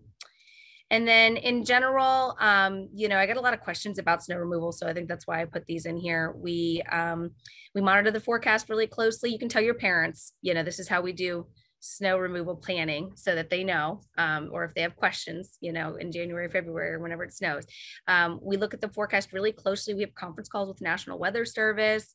We put together a plan, and we use our contractor partners, and we have 650 snow maps in Northern Virginia District, and each contractor is assigned one or multiple snow maps, and they go out and there's a prioritization of service. You know, of course, our interstates and primaries are going to be done first. And then we get on to the subdivision. So if you lived at an end of a cul-de-sac that we maintain, unfortunately, you're probably going to be you know, one of the last ones to get done. And depending upon the severity of the storm, it actually takes us a little longer to get there. So we're going to do our interstates and primary systems first, and then, you know, we'll definitely get to your subdivision or neighborhood street. And if there's ever an emergency, you can tell your parents this too. If there's ever an emergency, what we do is we typically work with our emergency partners, you know, Fairfax County or Loudoun or Prince William. They'll call us, the sheriff's department will call us directly, and we'll escort them to whatever house we need to get to. And so if there's ever an emergency, it's not an issue, even if your street's not plowed. So at least as long as I've been here, and I can't remember that ever being a problem. We've had a couple, big storms. So, and then of course the demobilization, it does take us a while. It takes us a while to get the trucks in and pre-stage them. We get a lot of questions about why is this truck sitting there on the side of the road? If we didn't call it in early, we wouldn't get it in. There's too much traffic up here, and we have to load them. It takes a long time to load, hundreds, if not thousands, depending upon the storm, vehicles. And so we do that. And then the demobilization also takes some time because we have to bring the trucks back. We have to dump the salt out and sweep it or load it back into those domes. And that way we're not being wasteful and we're being environmentally sound, and then we can reuse it for a future event. So the demobilization takes a really long time. And so I just wanted to go over those things because those are things that I think may be of interest to you all in maintenance. We do a lot more. And again, if we do a breakout room or something, I'm happy to answer more questions. But I wanted to spend more time actually introducing Paul and Kwame. So Kwame is actually our current NOVA Compliance and Safety Officer. He's one of two in Northern Virginia District. And Paul used to be our NOVA Compliance Safety Officer. And he also was an Assistant Residency Administrator for Fairfax Maintenance before he decided to move down to Bristol District. And now he's the Residency Administrator for Wise County. So he's down there doing great things and incorporating safety wherever he goes. And Kwame's doing great things up here. And Kwame and Judd, who's our other safety officer, they attend all of my larger maintenance meetings. They provide us safety messages. They're out in the field, our eyes and ears out in the field all the time, and help us be safe when we're doing all the things that I just explained to you that we're doing. So with that, I'm going to turn it over to one of them who wants to go first. And thank you all for listening to me for a few minutes. Thank you, Lauren, and good morning to everyone. And I just wanted to quickly touch on a couple points that Lauren talked about that I think are pretty important. Virginia is, by state maintained lane miles, the third largest Department of Transportation in the country, behind North Carolina and Texas. So when that comes to maintenance and safety, there's an awful lot of road to cover and an awful lot of people involved in all of those processes that, Kwame and Judd and the safety team are looking after. If you've listened in on any of the presentations this morning so far, everyone has kind of given you their little bit niche of where they fit into the big picture. But safety kind of is the blanket for all of that, and especially for our maintenance folks. Virginia and Northern Virginia has such a huge maintenance population. There's so much to take care of all the time. And like Lauren said, it doesn't end, when you go home at the end of the day. It's not a safety and maintenance aren't a 9 to 5 kind of job. You pack up at the end of the day, go home and leave everything for the next day. Maintenance sometimes is a 24-hour operation, whether it's a construction project, a 66 work, or something that we're doing for an emergency, and safety is right there along with it. So you're always out, you're always looking, listening, and trying to pay attention. The other thing I think that makes safety kind of interesting in VDOT's current setup of all the people that they have supporting all of the projects and using all of that money, safety across the state makes up 0.003% of the workforce. So we in safety are always involved, always jumping from one thing to another. And if you're the kind of person that likes doing something a little bit different every day, safety and maintenance are great things to look forward to get into. There's a lot of technology. Kwame's going to talk about and share some of that. We use computers, we take stuff with us out in the field. Maintenance is using Surface Pros and iPads to help look at conditions in the field and immediately put information in and see about getting them repaired. Safety is tied into so many different, projects with compliance and with making sure things are done right. So they're both really interesting. They're both different all the time. And safety especially is a lot of problem solving. If you like, if you're intrigued by that and you watch murder mysteries on TV or things like that, a lot of that is safety. We go out safety is proactive, meaning we want to give you the tools and help you to get the job done safely, but we're reactive as well. And that's probably when most people hear about safety, when you're called to go out to an accident or an injury or something like that. And when we get out there, it's kind of like a mystery. We're putting the pieces together. We're looking at the scene. We're looking at what happened. We're talking to the person that was injured or involved in the accident, trying to piece all that together to find out what happened. So it's always neat and interesting and exciting. And like I said, that and the technology is great. So I'm going to turn it over to Kwame, and he'll be able to talk to you a little bit more about that. So Kwame. Hi, thank you, Lauren. Thank you, Paul. My name is Kwame Akwa. I'm one of the Northern Virginia safety managers. As Paul said and Lauren mentioned earlier, what we do is you heard about all these departments in VDOT. We actually make sure everybody come to work and go home safely to their family. In VDOT, safety is our #1 priority. So myself and my counterpart, Jed, we work 24 hours. You can get us anytime you want. So if you as a high school student, if you're thinking about a career, I would encourage you to think about choosing safety as your career. You have a lot to learn. Thinking about engineering, administration, whatever, everything comes down to safety. We do help our employees and our contractors who are working on the road. So if you're on the 95 or any of the highways and you see people working, safety makes sure those people go home safely to their family. So part of what we do is, let's say if somebody is working in a trench and there is a noise, we want to make sure those working in the trench, they are not exposed to louder noise. We have noise levels. So we shouldn't go above 85 decibels. So we have equipment that we use to make sure those employees don't go beyond that threshold. So I'm gonna show one of those equipment to you. This is a noise level meter. When we go to a construction site, for instance, we turn it on, and then we make sure we measure the noise level in the field. And then when we come back in the office, we do some calculations and make sure the employees are not exposed to higher noise levels on site. So you'll be thinking, so safety, I'm in high school, and then if I go to college, why do I have to choose safety? Yeah, you can choose safety.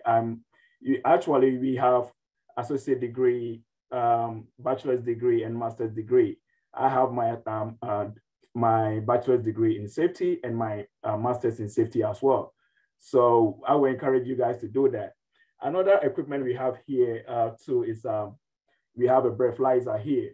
So one of the things we do is to make sure everybody, both contractors and our employees, they work safely. So if there's an accident, for instance, and I'm called to go out, I will make sure, the first thing I will do is to make sure our driver or the contractor involved in the accident is not under the influence of alcohol. So what we use is, this is the breathalyzer the state troopers or the state police uses. We have the same in our truck. So the first thing we do is to make sure that driver or the contractor for VDOT is not under the influence of alcohol. So if we suspect that the driver is under the influence, right there and there on the site, we can take your alcohol level samples, and then we come back to the office and make sure you are not under the influence. So we make sure everybody is safe, both the pedestrians and the employees on the road. So if you're thinking about choosing a career and you said, oh, safety, as Paul said, we do a lot. We help a lot of people. We help a lot of employees. As I said, VDOT, safety is our #1 priority. So if you want a career in safety, once we do a breakout session, you can just get in touch with myself or Paul. We can talk to you and then advise you how to get into safety as a career. Paul, back to you if you have anything else to say. Thanks, Kwame. So yeah, again, maintenance, safety, very exciting careers. They really span quite a bit. There's just so much to do. And if you like that, that it's different all the time, it's not the same kind of thing, then there are great careers to look at, because every day you come to work, it's something different, it's something exciting, and it really is the nuts and bolts of getting people from point A to point B. Like Lauren said when she was describing so many of those things that maintenance does, that's all vital stuff. You know about it because you hit a pothole, you see, snow on the road or things like that. And so the maintenance is the visual part, but Kwame and the safety side, that's kind of the hidden thing that's there. But they work hand in hand there, and it's exciting. And it really is, to get involved in safety or to get involved in maintenance, you really do run, the full spectrum of technology and computers and tools and everything that's going out, and apps. Apps are getting more popular. There's safety apps, maintenance apps. So it really is, it's not the VDOT or the maintenance of 50 years ago when you took a shovel or had a horse pull a machine to move rocks off the road. This is really technology driven and vital to what's going on.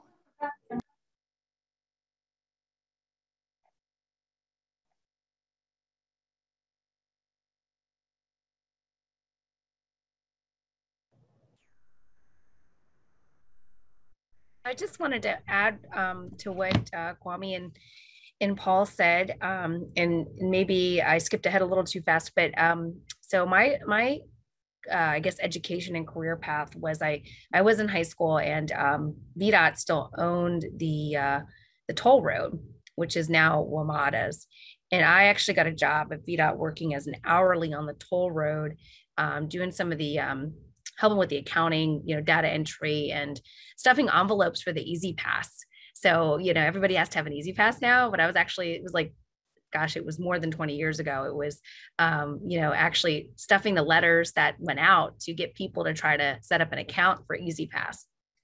And I didn't know then that I would be, and I think somebody just unmuted. I didn't know then that I would continue to come back to VDOT, as a intern and an engineering scholar. VDOT has some really great programs. I don't know if you've heard about them yet, but if you go into the Virginia DOT .org website and you go to jobs, it lists our internship program and our, I think, scholarship program. And it's got some really great information on that. I think you have to be a little older to apply for the scholarship program. You've got to be in college, and you've got to be, I think, either your sophomore, junior, or senior year, and you've got to be pursuing an engineering degree. But that's a really popular program. With COVID, it changed a little bit how organizations hire. And so some of these important programs are put on hold, but they're back up and running now. And I would encourage you to look at them and see if you want a career at VDOT or within transportation. It's definitely a good place to start. And we do still hire hourlies. We do still hire folks to help us, especially like during winter time or just in general, if we have special projects we're working on. And it's a very dynamic, fast-paced place. And I'm glad that Kwame and Paul got partnered with me, because they've always been an important part of maintenance, but an important part of just day to day too. When I go home to my kids at night, I want to make sure I make it home to them in one piece so that I can, do fun things with them and enjoy them for the rest of their lives, and so that they can have, futures. And so I think it all goes round and round, but VDOT's been a great career for me. There's a lot of things to do at VDOT. And maintenance is one of those places where it's just like maintaining your house. Something's always breaking, but you fix it and you move on. And it's a very satisfying thing to be able to help people on a day-to-day basis. So thank you all. I guess, Allison, what's next? Well, thank you guys. And there is on our landing page, there is a link to our jobs page. So definitely go check it out. Anything you've been interested in so far or moving forward, make sure you check out the jobs page and see if any of those jobs are open. There's always jobs opening up. Sometimes there's jobs being created, who knows? So just go and check that out. we can go, if nobody has any questions, and keep in mind too, for my presenters, there are classrooms watching. So, one person logged in on the classroom. So you may not get questions right now. However, there is an option to submit questions online. So we may be sending you questions later to answer. What I can do now, I'll go ahead and put you guys into a breakout room if anyone wants to come in, and then we'll move to innovation. That sounds good. So thank you guys, I appreciate it. Innovation, if you want to go ahead and get started, we can do that.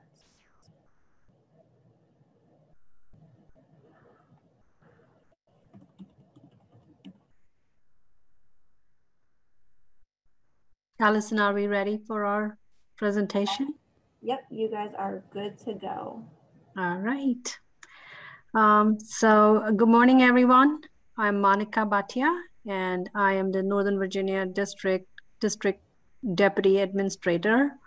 And I am hoping that you're enjoying different sessions, getting very useful information out of it. And I have 25 years with VDOT. I'm not going to go over great details, but I have had a very successful career with VDOT, and I encourage people. There are a lot of things that they could do. So there are exciting things that we do at VDOT, and I encourage everybody to look into those things. But for right now, I have the pleasure to introduce the presenters for this innovation session. Amanda Ham.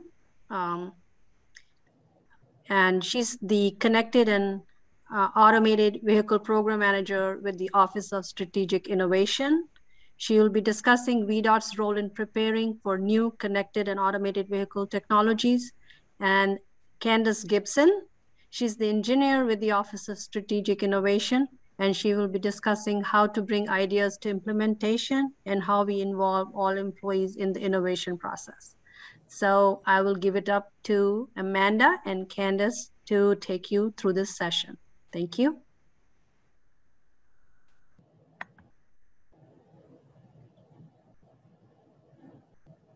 Good morning, everyone. As Monica said, I'm Candace Gibson, one of the engineers with Office of Strategic Innovation. So I guess I'll start off with a little background about myself. Like you all, I'm sure a lot of interests that I had as a student. One of the things I was always fascinated with were bridges and tunnels. For some reason, I know a lot of my friends, they were obsessed with all the different types of cars and makes and models of cars, but I was always fascinated with bridges and tunnels and always curious about, what the background was, how were they designed, how were they constructed, et cetera. And so little did I know, kind of going through all of that was the beginnings of just my entire interest in the transportation field. So when I was looking into going off to college, I decided that I wanted to look into engineering, specifically with civil engineering, for the aspect of, like I said, bridges and tunnels I found fascinating.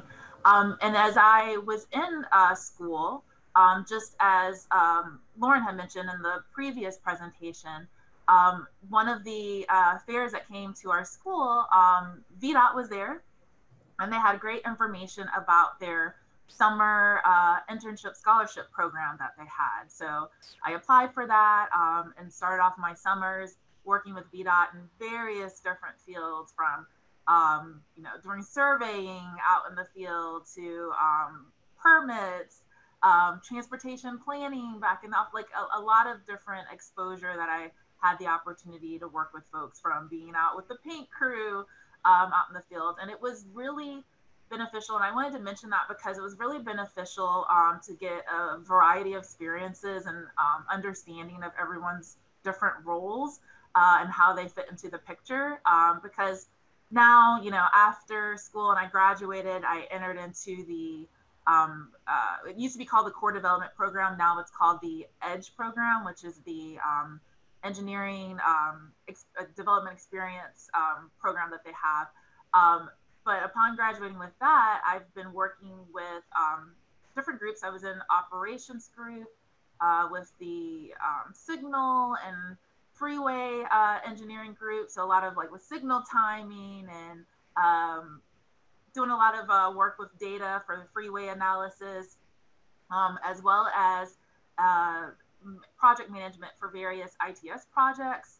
I've also Transportation Operations Center manager, which you guys know, VDOT, we've got our different construction districts, but we also have operational regions as well. So for Northern Virginia, as well as for metropolitan Fredericksburg area, we're called the Northern Region.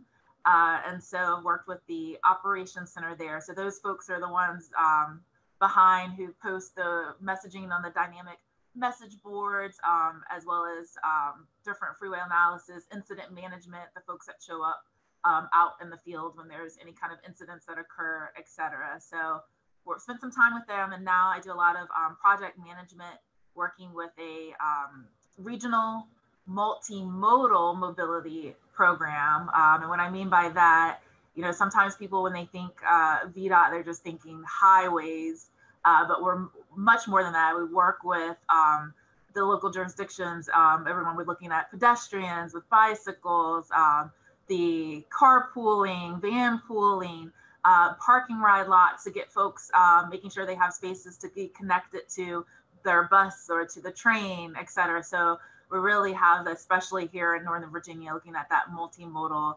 aspect. But in all these different roles that I've been in, it's been very useful to have bits of knowledge of what other folks within the agency do. So, you know, even when I'm out in the field, I may not have necessarily say that I'm going to end up being someone that's going to drive the paint truck and be doing that on a day-to-day basis. But it's good to know those roles and to see what their challenges are, to see what they, you know, the things that they overcome. There's a lot of innovative minds and innovations that happen out in the field and within our agency every day. So it's been really useful, and especially now because as an engineer with the Office of Strategic Innovation, beyond the big projects that I work on, and I mentioned the regional multimodal mobility program, there's also a lot of projects that come through our crowdsourcing campaigns that we have. We have this platform called Idea Driver. So it's a platform where anyone within our agency, they're able to come into this platform. It's a crowdsourcing platform. They're able to submit any idea that they're having or challenge, et cetera. Other folks within the agency are able to come into this platform. They're able to, you know, if they like the idea, they can vote it up. If it's not so great, they can even vote it down. They're able to provide beneficial comments. You know, sometimes someone might have an idea and somebody has some useful information to provide, like, hey, you know, we looked at this 2 years ago and we found this out, or actually we're in the works of doing something. So it helps connect people. You're able to build teams in it and start looking at that idea even in further detail. It also helps in that connection because sometimes there may be one district or one residency or area headquarters within a district who is actually already doing something, but maybe others aren't aware of it. And it would be extremely beneficial if they were able to have that, you know, innovation in their arena as well. So it helps for us to be able to scale and for people to hear what others are doing that could actually be useful for them as well. So it's been a great platform for us to utilize.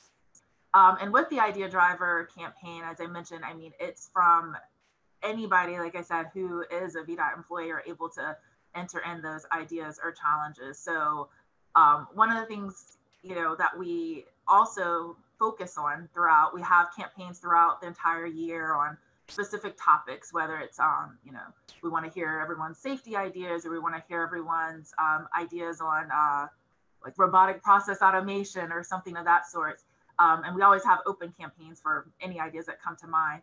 But one of the big things that we've been doing and going around within the agency is having these district innovation labs.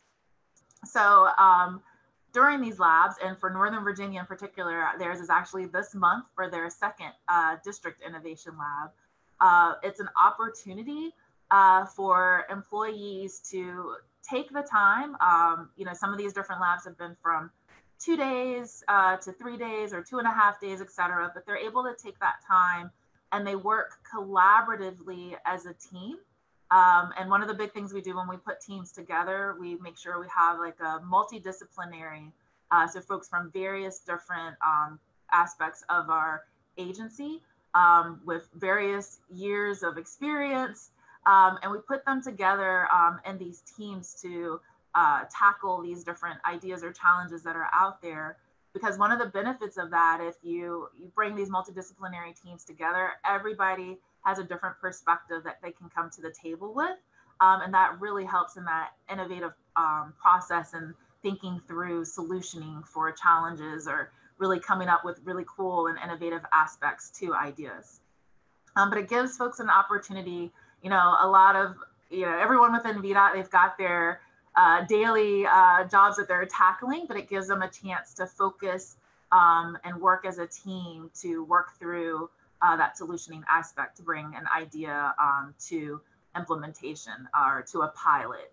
And one of the things that I guess I kind of want to go through to let you guys know, as you all as students and with the different technologies and different aspects out there, one things I want to mention is when you think of innovation, a lot of times we think of, and I know Amanda's going to get into it, but we think of these very big transformational innovations, which are clear parts of innovation that Amanda's going to give great examples of that in her discussion. But also innovation is just any improvements or ideas or methods or discovering new ways to do things better, to do things more efficiently, to do things safer. These are all innovations. So, for you to, the elements of innovation would be, these are the 4 kind of points that I would want you to kind of think of to be in an innovative mindset, I guess you could say, is, is the curiosity aspect of it. As when we were, if you can remember back when you guys were little kids, I'm sure you asked a lot of questions. You were very curious about a lot of things, and hopefully you guys still have a lot of that curiosity where you're asking, well, why is something this way, or why can't it be this way? And then sometimes, innovation comes out of necessity. As you guys, and as we were doing right here and having this virtual format, I think, in 2020 with the entire COVID-19 era, it brought about a lot of innovations out of necessity, and no different for VDOT and how we do business and how we kept business going. It never stopped. We never closed down. Things kept moving along, but we had to be innovative in how we operated our business with the different changes that were in place, and especially when it comes to like virtual meetings and that kind of aspect and how we do things, as well as motivation. To be motivated, there's a lot of ideas that may be out there, but the folks need to have that motivation to be able to keep the momentum going with an idea and get it to pilot. And of course, creativity. A lot of times, even you may have an idea, and that's the beauty of the idea driver platform I was mentioning, because sometimes ideas are built upon other ideas as well. So that creative aspect of it that comes with it, especially when you bring a group of people and teams together and to think of different ways on how to do it. So one thing that I want to mention, like even for you all as students, whether it's schoolwork that you're doing or any other items that you guys are tackling, that you've got this, great idea, but now what? What do you do after that? So, some of the advice or things that I would just want to mention or things that you can think about is when you have that idea that you've generated, you want to think about who does it impact? Who are your, I guess, you could say customers, or who are the folks that it impacts? Really looking at the problem description. A lot of people say like, you really have to fall in love with the problem or the idea and really kind of get into the nitty gritty of what you're trying to solve and what are you trying to improve. And then also the aspect of you're going to look at, is it scalable?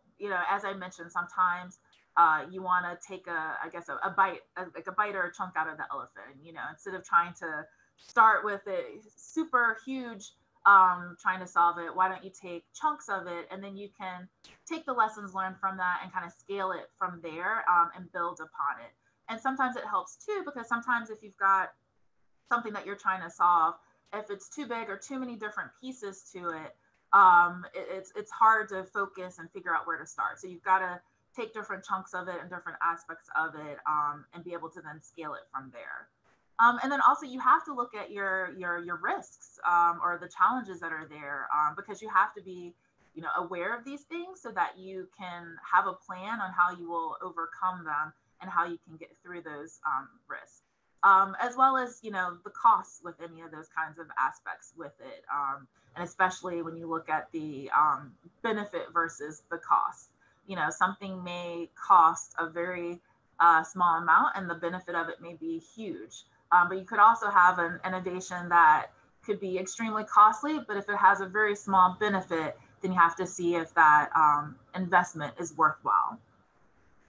So another thing to think about when you've got an idea, you've generated an idea, is to also have that opportunity to have different functional areas or different disciplines to be able to kind of look at your idea and assess it. And that's why it's important to know who are your, or who, what this idea, who are in the, with the looking at the idea, who does it impact, and who would be benefited by it, as well as if there's anything that would, you know, cause any issues for another team, because you would want to make sure that you look at and attack anything that you would need to look at with that. So one of the things that you really need to look at is to get feedback from those different customers or those different people that are roles that that idea would impact, and get their feedback and see what their recommendations could be with that. So it's really looking at that evaluation piece of it, and being able to review and making sure that you have everybody at the table. That way everybody knows from the beginning of what's occurring and what the impacts are, and what that means for them. And that's the most important, what it means for them, and what the benefits are to them as well. And then really, when you get to a point that you're able to move forward with an idea, then you can look at the, you know, what the recommendations that you've received, and then you have to make that decision on, yes, we will move forward with it, or, you know, maybe for some reason that you don't, like maybe there's an impact to one of the teams that is just not going to work out. But once you do decide to go forward with the decision, a great way to look at it is to start with a pilot, or I guess you could call it like a small test of it. And then that pilot or small test that you do with your solution, you can either prove that things work well with it, that you have value with the idea, that you got the appropriate outcome that you were expecting, or it may disprove what you're trying to accomplish, which is not a loss in any means, because any information that you're gathered, it's lessons learned. And you're able to take those lessons learned and then do something differently the next time. So it gets you one step closer to where you need to be, even if for some reason the pilot wasn't, it didn't turn out exactly where you needed to do. But that's another reason why we look at pilots, because also when you look at, especially from a business perspective, on the cost and the investment in something, it's much better to invest in a small pilot and figure out, does it have value? Is it something you can move forward with on a larger scale, before trying to implement a larger scale and then something doesn't work out and you've lost all the time, the resources, et cetera with it. So pilots are something we do, and we do on different levels, whether it's a pilot for a district or a pilot for a certain area headquarters, et cetera. And then we try to scale it from there based on the pilot output, and, you know, expand that across whether it's a entire district, division, or the entire agency. And one thing I also wanted to mention as well, when you think about innovations and stuff, sometimes it's also taking something that's already being done, but being able to take it and do it in a different way, or bring it to the transportation realm. You know, there's different things that may be out there. So it doesn't have to be something that's completely like brand new. It just may be an innovative way of how we can utilize that tool to be able to help our business needs. So I guess with that, I'll probably hand it over to Amanda to give her piece, and then we can just talk about some other different projects and stuff as well for our district. But to give a pause on you guys hearing my voice for a little bit, and then we can get in through. Amanda and I and our team, we work on a lot of really cool projects for the agency. So I'll go ahead and hand it to Amanda. Well, thank you, Candace. And here's hoping my sound and my video go well together. I'm actually at a conference in Delaware. So I found a little corner, so you might see the curtains move as the ocean breeze comes in. It's very nice for sitting, not so great for Zooming, but you know, you make do with what you can. So I'm very excited to be here today, and I actually want to give a little bit of a background on how I ended up in my position because it's a little odd. So I'm the Connected and Automated Vehicle Program Manager at VDOT in our Office of Strategic Innovation, and I'll get into it a little bit more, but in summation, I'm helping our agency and the Commonwealth prepare for the technologies both in the vehicle and outside of the vehicle for things that either talk to each other, so vehicle to vehicle or vehicle to infrastructure. For instance, getting a direct message from a traffic signal about, hey, it's going to go from yellow to red in 3 seconds. Or I'm also looking at the vehicles that do some or all of the driving themselves. And if you think about it for any length of time, you can probably imagine that how computers think and how humans think are different. And so if you're going to have both operating on the roadways, we have to start thinking about how to do that now so that everyone who's on the roads for the next many decades can access it and navigate it safely. So that's where I'm currently at, and it's a very fascinating job. And I'll get into some of the pilots and other work that we're doing. As Candace mentioned, pilots and other tests are very important, particularly in my area, because you're not usually testing just one thing. You might have 5 or 6 technologies that are all having to create an ecosystem together. And so it gets very complicated very quickly on if something goes wrong. Is it one device? Is it the second device? Is it both devices functioning well, but you didn't build them to talk to each other right? There's lots and lots of questions. But first off, how I got here, and something I wanted to share with everyone is that you don't have to have it all figured out, and it doesn't have to be a linear progression. So I'm actually from Southern Alabama, and I ended up going to college in DC, and my degree is actually in international affairs with a focus in economics and philosophy. And so that probably doesn't sound like what you've heard of perhaps either at a DOT. We have lots and lots of engineers, for instance, and we are having more and more these days computer scientists. And then I would point out that it's also sort of not what I thought I was going to do. When I went to college, I thought I was going to go to the State Department. But while I was there, I did a bunch of summer internships, and 2 of them that steered me in my directions was I ended up working for a domestic violence shelter, this grant writing, and I got to see with their legal program as they provided counsel to the various folks in the shelter, how important on a day-to-day basis the law was. And then at the following year, I worked for the American Red Cross and their international division. And I'm probably have heard of the American Red Cross. You may or may not know that the Red Cross is part of a larger society of Red Cross and Red Crescents. It is globally and was originally founded by a Swiss gentleman who was oddly enough following after Napoleon during the Napoleonic Wars. And he's a businessman, and all he was doing was trying to catch up with Napoleon to sell his business idea. But along the way, he saw all the suffering on both sides and decided that something should be done to help everybody, regardless of which side it was. And so he eventually set up the first Red Cross, and it has grown since then. But because you had different countries involved in different groups, you ended up needing a lot of international law. So our treaties and whatnot that are the foundation of our current very legalistic international society are actually founded in this one gentleman following after Napoleon and trying to fix things. And those 2 experiences really steered me towards the law. I will also note something just as you're thinking about moving forward, either going into a career where you might have internships and things, or whether you're going to school the next level, again, internships and volunteers, go for it. try something that sounds interesting or something that might be a little out there. I signed up for the Smithsonian and said, I'll be a volunteer wherever you want me. And they said, are you scared of bugs? And I was like, no. And as a result, I ended up feeding tarantulas in front of a live audience. Have I ever needed this for my job? No. Perhaps I also learned that I didn't necessarily want to study entomology, study bugs and spiders and things, but I had a blast. And so I will say that, you know, go forth and see what you can do and learn. You're going to explore and find options that you didn't know were there. For me, despite the distraction of my spiders, I ended up going to law school. And law school, you don't really do specialties per se, but I definitely learned while I was there, I didn't want to be a courtroom attorney. And it just didn't sing for me as my job.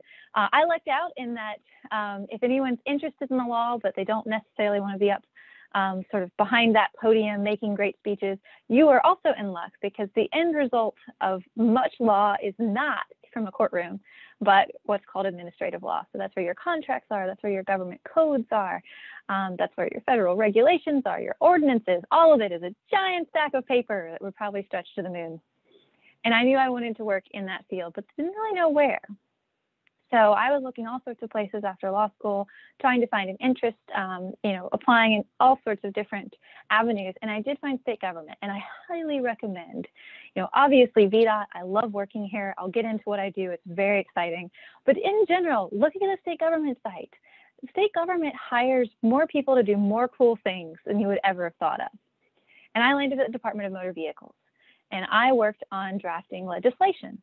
So I worked at codes and things, and I specialized in a bunch of different areas, but I also covered connected and automated vehicles, which is how I eventually moved from the DMV over to VDOT. And so now I get to talk about what I get to do today. And as you can see from that whole story, there are a lot of twists and turns, a lot of opportunities taken, and some opportunities I decided not to take, for instance, Smithsonian stuff. But it really helped me figure out what I loved, either both the skills I needed to use for my job and then also the content of the job. And I'm happy to say that I'm ecstatic about what I'm doing at VDOT now. So connected and automated vehicles. For that program, what we have here at VDOT is an understanding that our job is to get you and everyone you know safely and efficiently across the Commonwealth. And we're supposed to provide that safe and efficient travel to everyone. So it's got to be accessible. And then you add in the next layer, which is you have to do that for all the goods. So your Amazon packages can also make it to your doorway in a safe and efficient manner. Now, that's our goal, and we have to respond to what's on our roadways. You know, if we have more adverse weather events, we have to build our infrastructure to survive it. If we have changes in population density and one place has a bunch more cars than they had before, we have to build different infrastructure. Same concept with the technology. If we have vehicles that can do some of the driving tasks themselves, or we have vehicles that are broadcasting information and want to take information in, we have to be ready to support these technologies. Now, I will openly say we are not at the Jetsons yet.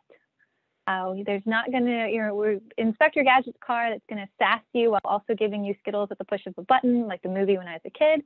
Also not possible. We are in the middle. We've got technology that does some of the things we'd like it to do, and we would like it to get to do all of the things, because the end goal is to have a connected and automated vehicle such that you have the automation side that has sensors and 360 degrees around the car, which frankly, best human driver in the world, you can't look in both directions at once. And even if you could, your brain's not set up to process that information. But an automated system is. 360-degree cameras, processing of all of that information all at once, and can respond faster than a human, even on our best days. So that's the end goal of automation.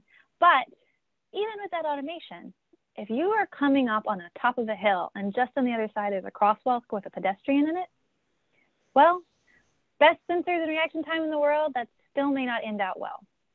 That's where your connectivity comes in, where your crosswalk, say, has a button that when you push it, not only does it give the little green hand or the little green walking symbol for the pedestrian to cross, but also broadcasts to all the vehicles coming, hey, crosswalk active. That combination of reaction and sensing and advanced warning is where we see the biggest safety, efficiency, and accessibility benefits possible. But we're a ways off, and we don't know how it works.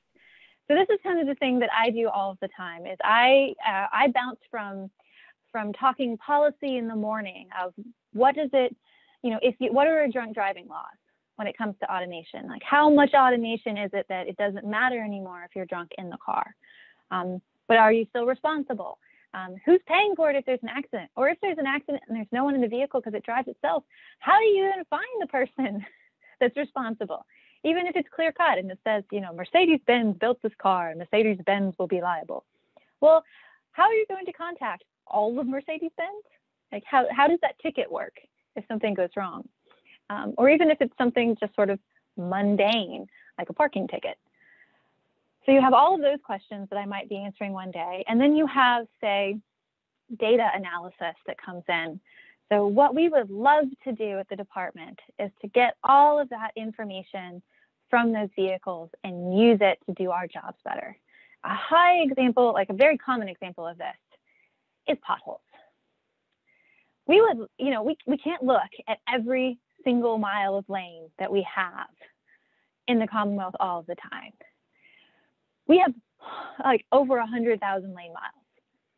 It's just, we try really hard, but there's bad weather and there's other, limited resources. But if we have these vehicles that are driving around with cameras pointed at the roadway all the time, well, maybe we can get some information about potholes. But I want you to imagine I-95 and these thousands of vehicles that drive on it on a busy day.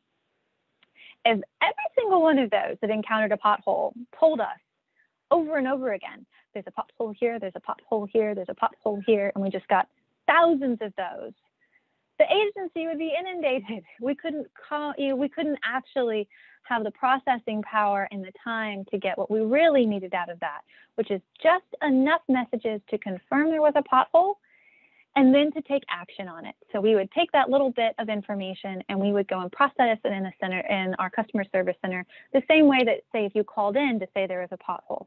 So we would like to get that message from the vehicle, process it correctly, go out and send somebody to fix it. Well, that whole system has to be designed.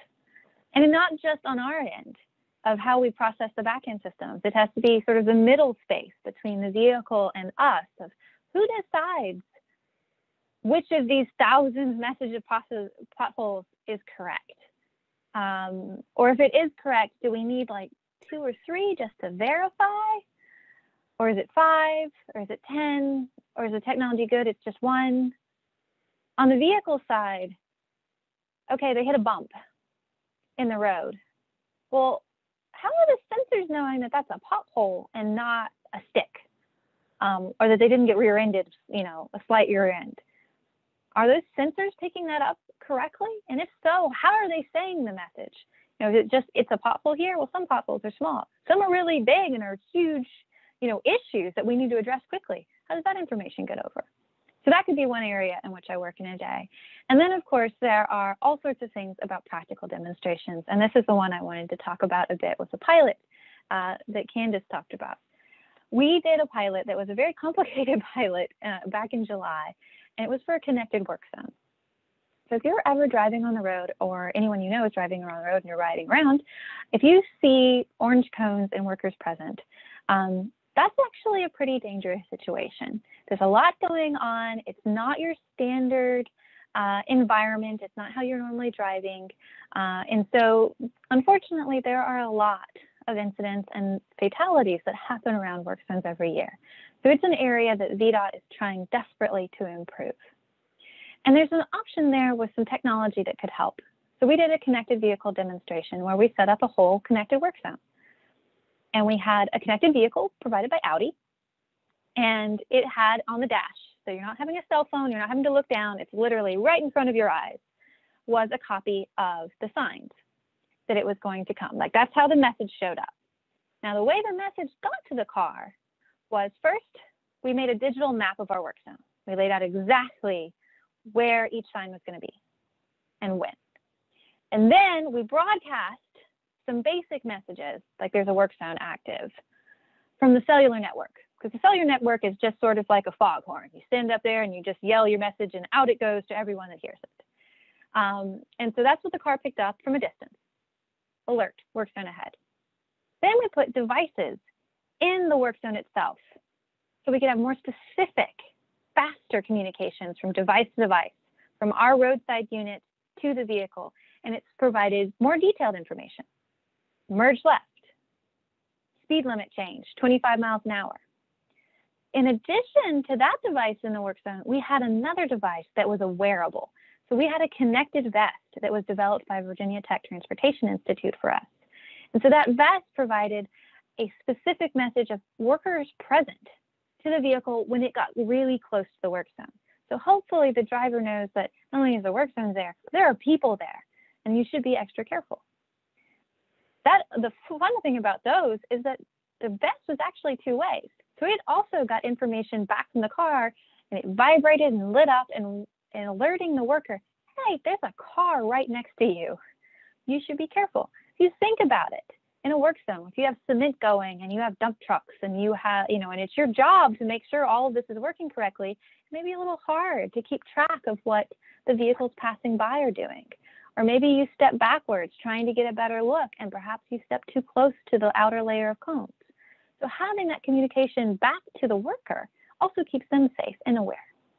And then, of course, the final message came back from the device, which is, hey, end of work zone. You can go back to what you're doing. So that pilot was really cool. And all the different aspects of the job were coordinating the partnership. We had 6 or 7 entities that were involved. We had to, source all of the devices. We had to get up there and get the permits to be out there. So I talked with our permits division in Northern Virginia, who were awesome, and our traffic engineers and things, to make sure that we didn't mess up traffic flow too much with our various testing. And so that's another example of one of the ways that we are exploring this technology in our space to make our work better and safer. And so with that, I'll probably stop because I know there's lots of questions, and Candace always has there's so much going on in the Office of Strategic Innovation that we could be here for days. But we don't have days, so I'm going to pause, see if we've got questions from anybody, perhaps. Please feel free to unmute yourself to ask questions, or you can submit them in the chat and I can relay the message, whichever you're comfortable. Or if you want to ask them later on our website where it says ask the question, you can ask it there and we'll make sure you guys get an answer back.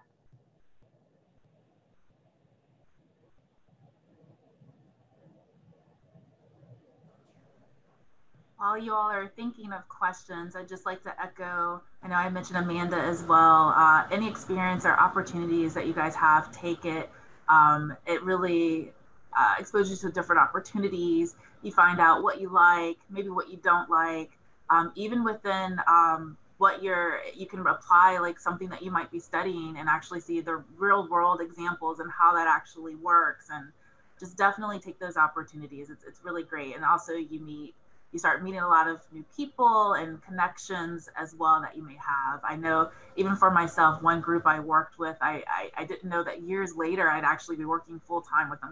You never know where your journey may take you. And I love hearing Amanda's story of her background as well, but you just never know where things will take you. So definitely try it out.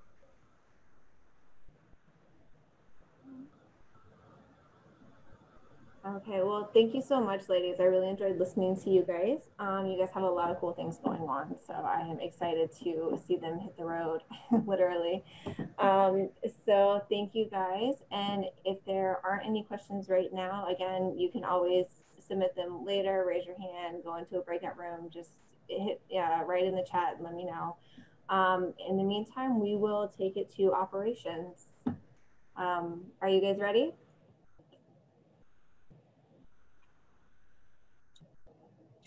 We guess so. Well, we're ready for you.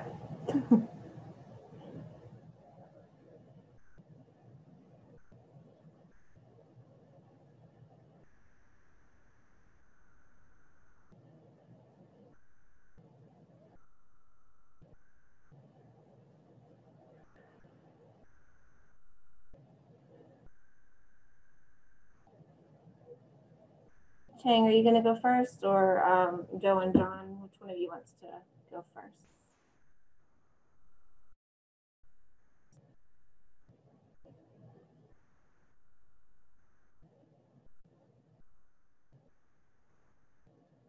Guys.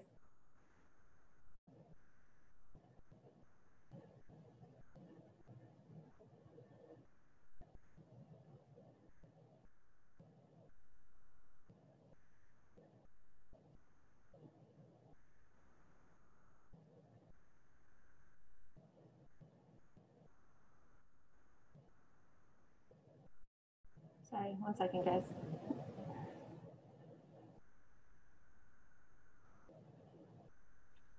Ellison, you want me to start it first? Yeah, go ahead, Chang. Just go ahead and give a brief introduction of yourself, and then you can move forward with your presentation.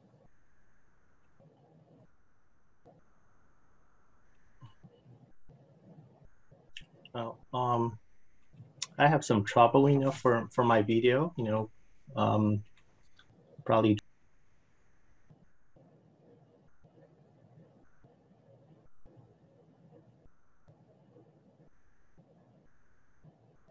It's okay. I can always, Joe and John, do you guys want to start, or I'll change? You hear me right now?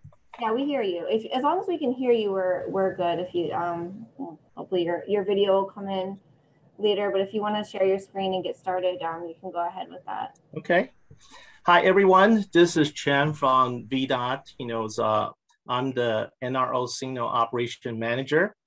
Today, I'm glad to have this opportunity can share with everyone, talking something about the signal system.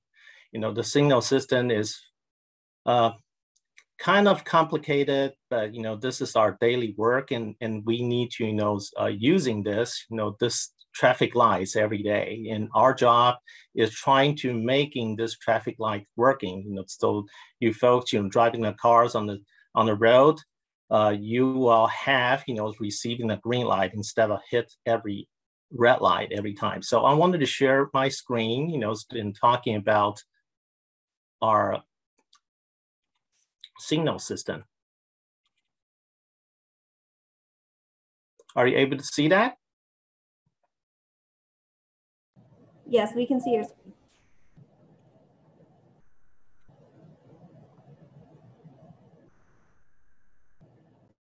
Okay, so the first things I want to talk about, what is the signal system? The signal system is including several elements here. The first thing is the signal head. That's the one you see, the signal head showing red, yellows, or green color there. And also we have the controller. The controller is like the heart or the CPU where the machine control the traffic lights. We have the sensor on the ground called detectors, so we know the vehicle there. And we also have the operation system, so the engineer can monitor the traffic conditions and send out the commands to the controllers and switching the traffic lights.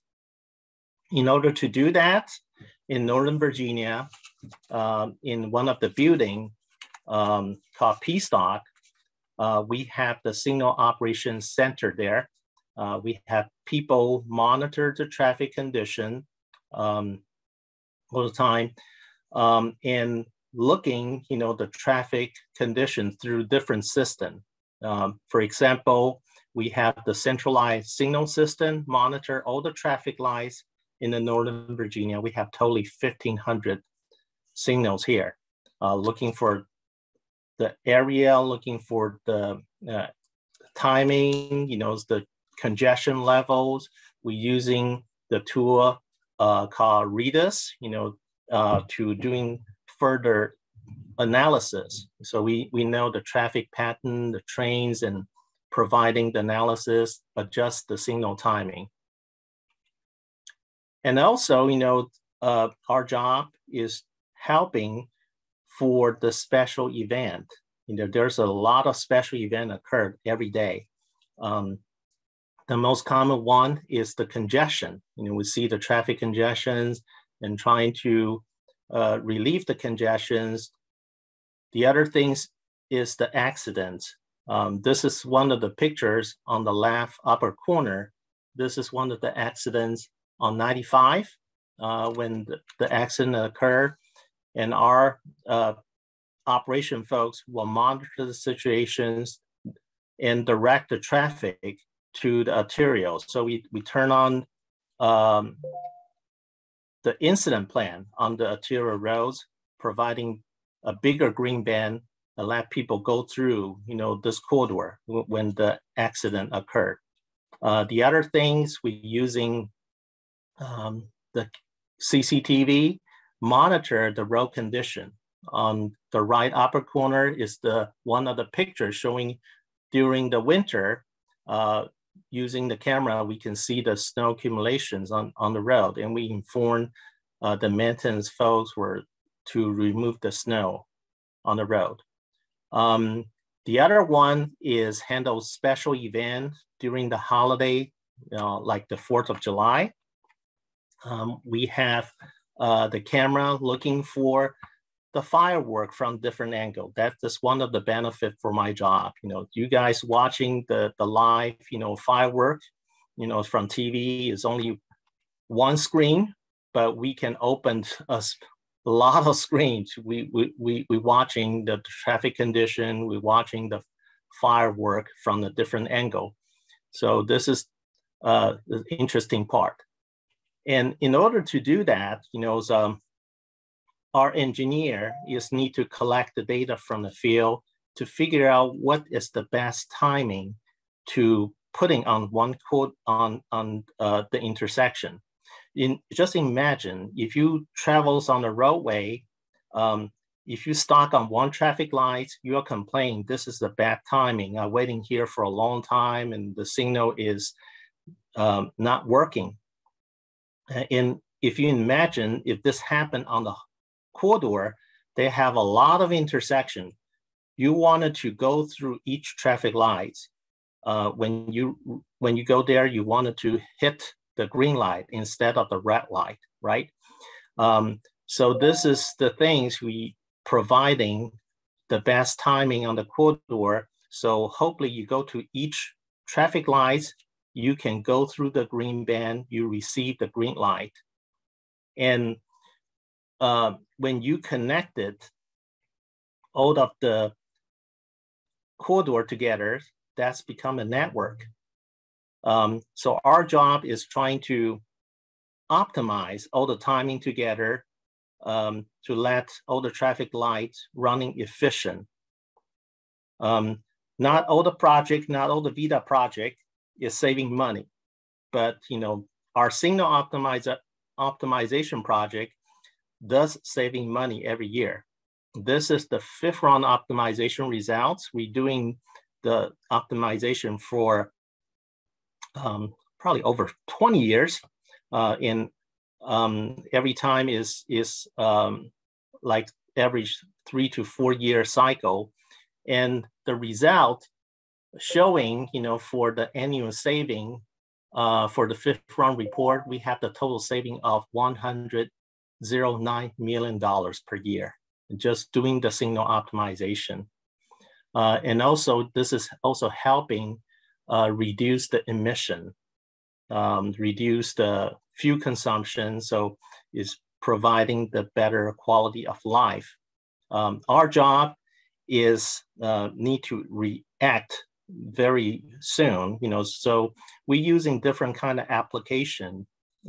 For one of them, you see from the previous slides, we're using the CCTV monitor to traffic conditions on the road.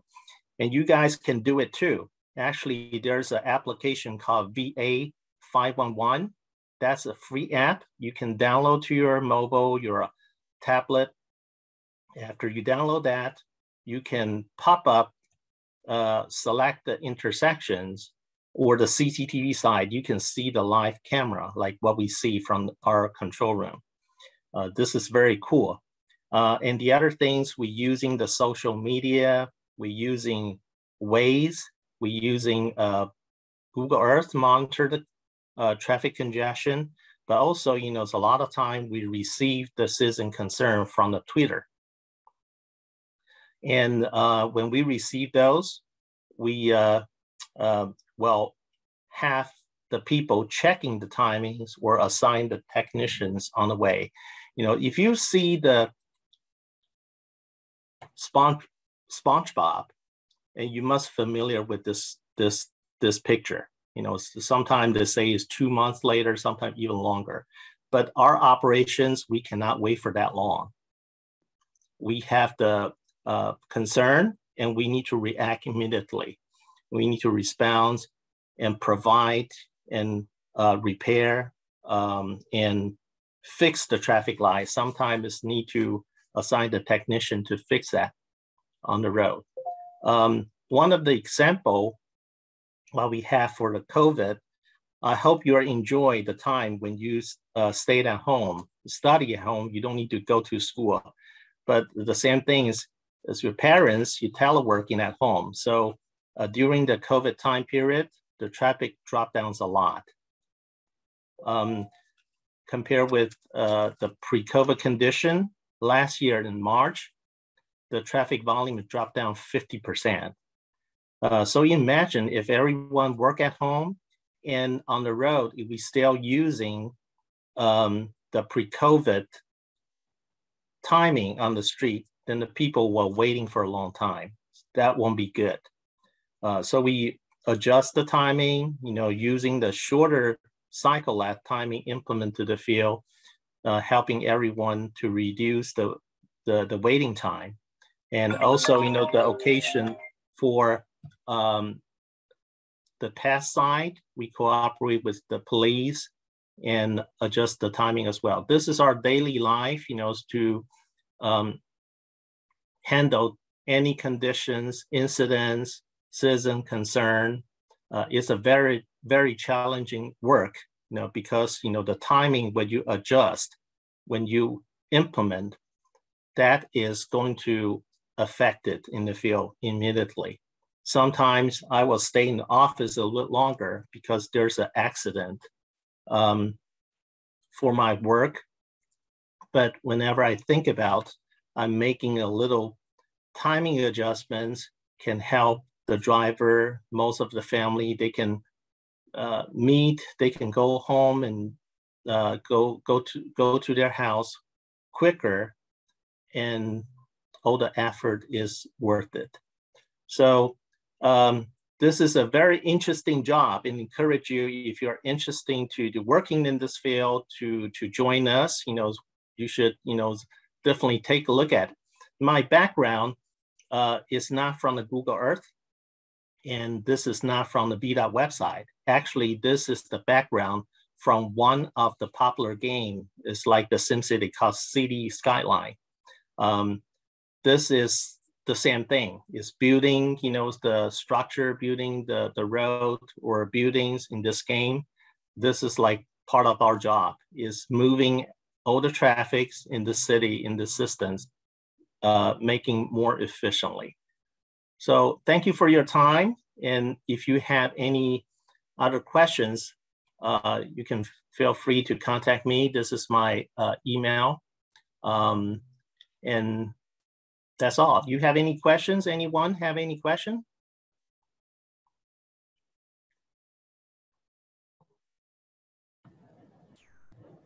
Thank you, Cheng. Okay. Thank you. Just know that now you guys can justify all the video games you play as you practicing for your future career with transportation. Joe, John, you guys ready to go? I think so. All right. Good morning, everybody. My name is Joe Warner. I work for VDOT as well in the operations section. Following me will be John Kornheiser, who works for the IT department and kind of runs the IT here in the Northern Region Operations District. He's off screen right now. First off, can everybody hear me okay? You sound great. Okay. Just wanted to make sure because we had some challenges. So let me go ahead and share my screen. And let's see if I get this. Nope, ignored it. Can you see the presentation? Yes, we see it. Okay. Bear with me because the IT expert is next to me and I'm not that person. Okay, are we good to go? Yes, you're good to go. Okay.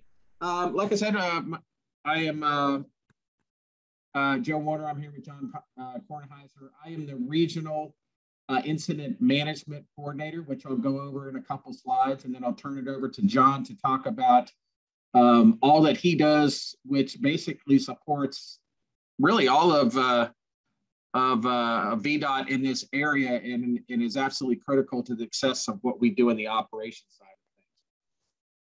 So talk a little bit about what an incident management coordinator does, and I won't read through each one of these, but the primary roles of us, or our team, which is myself and 4 other incident management coordinators, is to respond to serious accidents or major accidents that cause long-term shutdowns, major traffic issues, and also we coordinate very closely with our partners to like Virginia State Police, local police departments, fire departments, and emergency management agencies in large events and pre-planned type events like the inauguration downtown, which has an impact or major impact on regional transportation.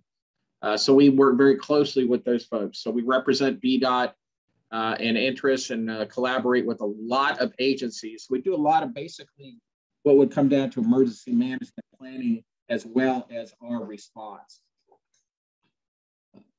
We do a lot of coordination before, during, and after these events with those entities that I mentioned, also including our towing and recovery companies, which are very critical to getting out on the scene and getting things cleared, especially on the interstates.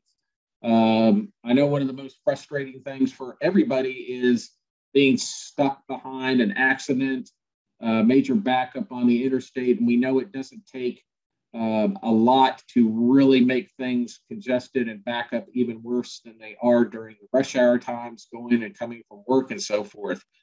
One of the things we do, and probably our main objective, is to do everything we can before, during, and after events, and coordinating with all the agencies to do what we can to get things cleared as quickly as possible. And that's one of the words we try to get out to the public is, we just don't sit back and wait for things to be cleared.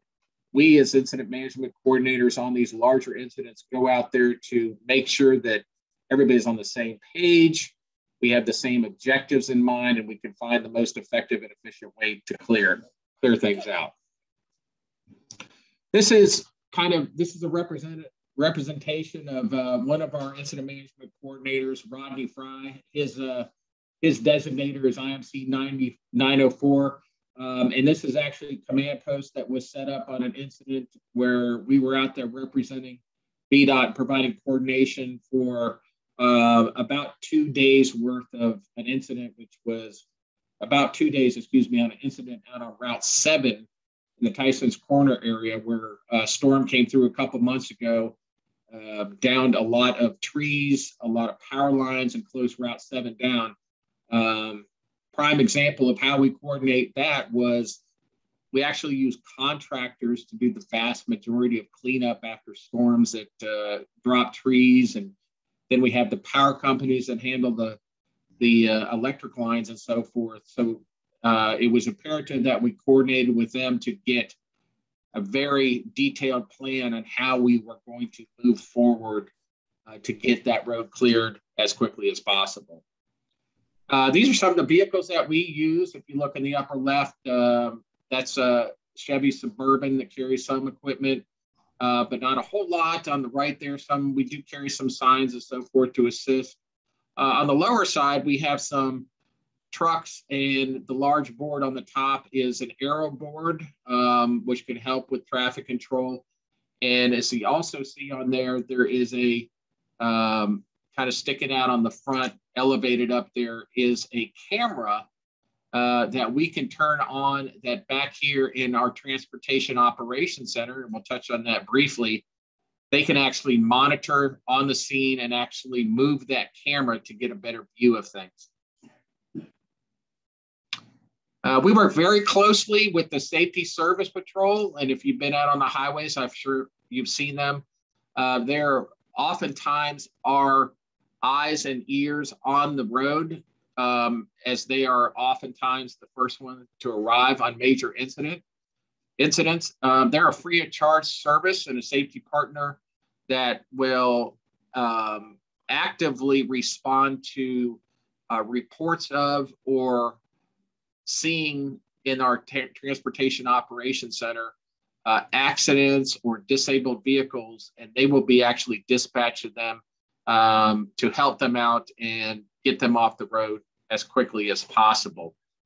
This all goes into what we do in operations from as far as traffic management is keeping the roads open as much as possible when they're not getting them cleared as quickly as possible, and reducing the dangers of having broken down vehicles on the side of the road, which is dangerous, having people out there, trying to change tires and so forth on the highways, which is dangerous, and trying to get things cleared out as quickly as possible. So this is a picture of our video wall at our Transportation Operations Center, which we call the TOC. And as you can kind of look at that, it's got cameras all over the region. And John, how many cameras about do we have? Yeah, so there's close to 300 cameras in the region that VDOT manages and owns that are actively monitored to look for issues, problems, accidents, disabled vehicles and things like that. So we can, proactively react to that with, sending a safety service patrol, other folks as needed, tow companies, things like that, to keep the roads open as much as possible. It's frustrating for everybody. Understand, I get frustrated when I have to get on Interstate 95 all the time. But one thing I do know is VDOT is constantly and actively 24 hours a day, 7 days a week, monitoring these roads and trying to keep things as clear as possible. All right, so that concludes for just kind of my brief on what we do in the operations section of incident management. And I'll turn this over to John, and he'll talk about how his shop at Information Technology and what they do, and really how that supports so much of what everybody else does in the operations side.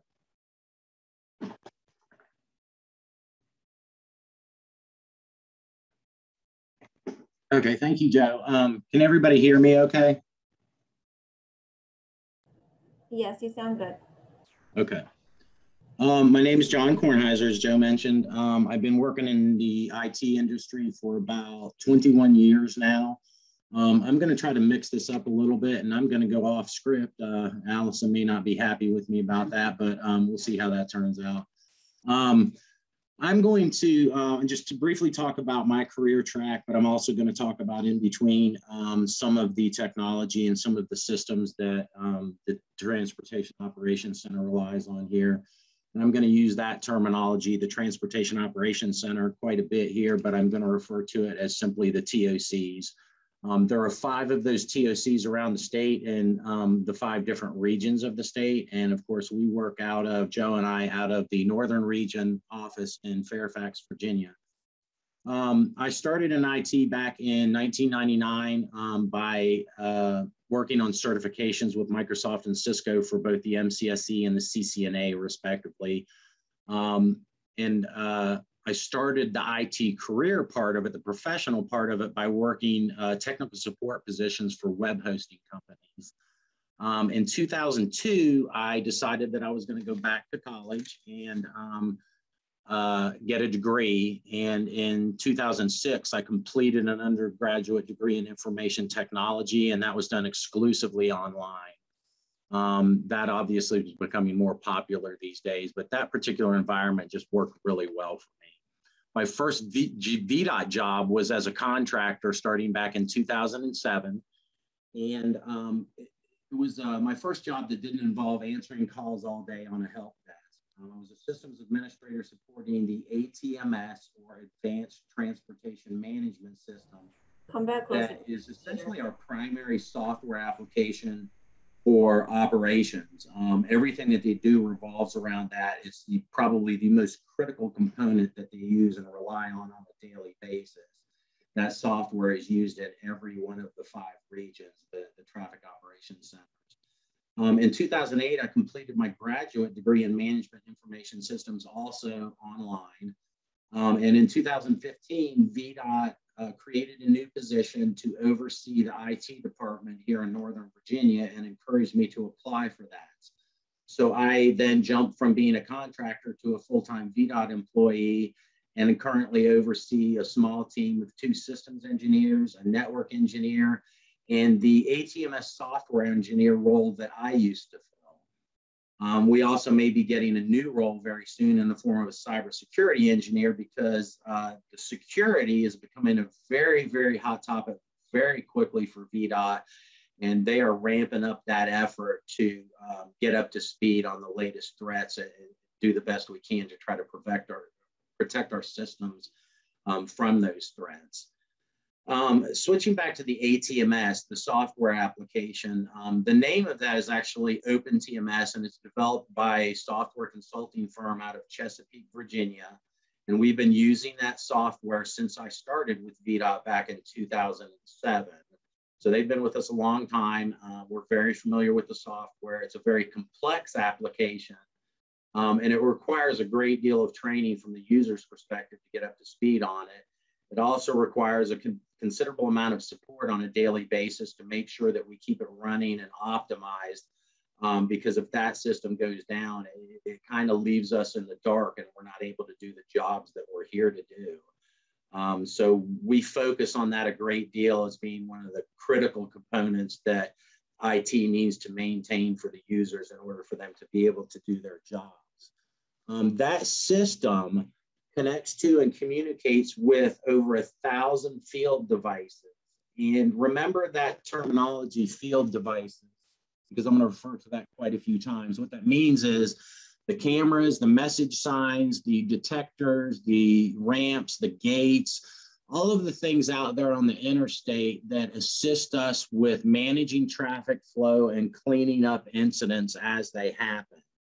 That includes the aforementioned 300 cameras that Joe was talking about, and as well as a number of other different types of devices. But we rely very heavily on those for our situational awareness, and also to be able to communicate information out to the motoring public. Those message signs are really critical to us, not just for the travel time that you see on them on the interstates, but also to be able to notify folks if there's an incident or a disabled vehicle or road work or something else that's abnormal that's occurring ahead of them on the roadway that they need to be conscious of. So VDOT maintains a private fiber ring network that spans the northern region of Virginia, from Haymarket to the DC line on 66 and from Fredericksburg on 95, all the way up to the north side of I-495 at the Virginia state line. That fiber network is set up in a ring topology so that we have extreme redundancy and resiliency with that network. So if we were to suffer some kind of failure, a fiber cut, for instance, the ring is self-healing, and it will immediately switch the direction of traffic to make sure that we can continue to communicate with all of those field devices. About 70% of our 1,000 field devices use that ring for communications, which we prefer because it's very high speed and it's very resilient. Back at the facility where TOC operations calls home, as well as the IT department and IMC,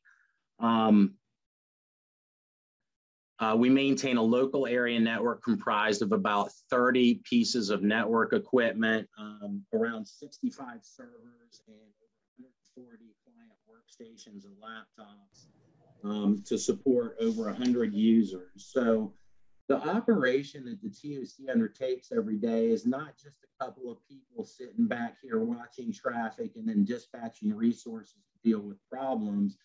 It's a fairly extensive operation that deals with a lot of technology and a lot of people to try to keep the roadways safe for everybody. So that's one of the most surprising things that I found out about working with VDOT and IT was all of the things that are happening behind the scenes every day that folks really aren't aware of, that we do to try to keep the roadways safe for everybody. So it's not always obvious. The message signs are obvious. Those are easy to spot, but it's really not that obvious to the motoring public, everything that's being done back here at the TOC to try to keep them safe. The bulk of our servers and applications sit on virtual machines based on a VMware platform and the Dell VxRail hardware technology. And I do realize that for those of you that are not familiar with computer technology, a lot of this terminology is going to be mysterious to you. But I'm hoping that there are at least a few people out there that may have some idea of what I'm talking about here. This platform has allowed us over the last 10 years to reduce our physical footprint for servers from 5 full racks of equipment down to 2 individual racks that are only half utilized. So essentially, we reduced the rack space requirement for our systems by 80% over the last 10 years. And we've also realized a significant cost savings and power consumption associated with that equipment. To kind of sum this up, you know, I'm really happy with what I'm doing now and who I'm working with and where I work at. It's not often that along your career path that you can truly say that you love what you're doing. And so I consider myself very fortunate in that aspect. And VDOT has a lot to do with that because this environment is very dynamic. Things change on a day-to-day basis. And I learned something new almost every day about another effort that we have underway to try to keep the roadways safe for everybody. So I'm constantly learning. It's not a situation where I spent 5 years working in the environment and I know it all like the back of my hand now and I really don't have to put any effort into it. That couldn't be farther from the truth. One of the things I really love about this job is how dynamic it is and how I continue to learn things on a daily basis. So love my job working with VDOT, love the people that I work with. Can't say enough good things about those and can consider myself very fortunate to have ended up in a place that gives me a huge sense of self-worth. I'm just discovering and learning things every day that we're doing in the interest of public safety. And that makes me really, really proud about the job that I do every day. So that kind of sums up my presentation. I'm happy to take questions or we're happy to move to another room if there are a lot of questions. So I'll turn it back over to the audience and to our VDOT brethren. Thank you so much. You guys definitely, thank you for keeping our roads safe and keeping an eye on us and, you know, keep justifying your video game plan. So you're welcome for that excuse. Thank you, everybody. Do you guys have any questions? Remember, you can always, for you guys that are in a big classroom and can't submit right away, just go ahead and you can submit your questions online or email me later. I put my email in the chat box as well, so you can email me questions.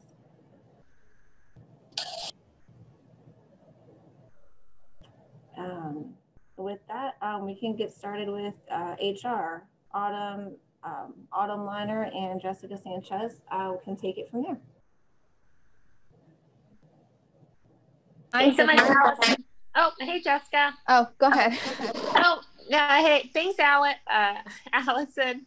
I am Autumn Liner. I function as the HR manager here for Northern Virginia District for VDOT. In presenting today, we'll have Jessica Sanchez. So Jessica Sanchez serves as our talent acquisition supervisor, and she has some really neat items to walk us through today. So I will hush and let Jessica take over. Thank you, Autumn. Can everyone hear me okay? Yep, I can hear you clearly. Yes. Okay, it appears I can't share my screen. I think someone's still sharing theirs. Oh, yeah.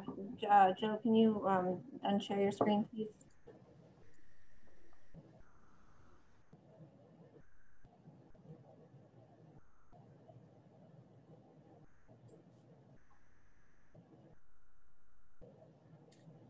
Okay. Thank you. I will try.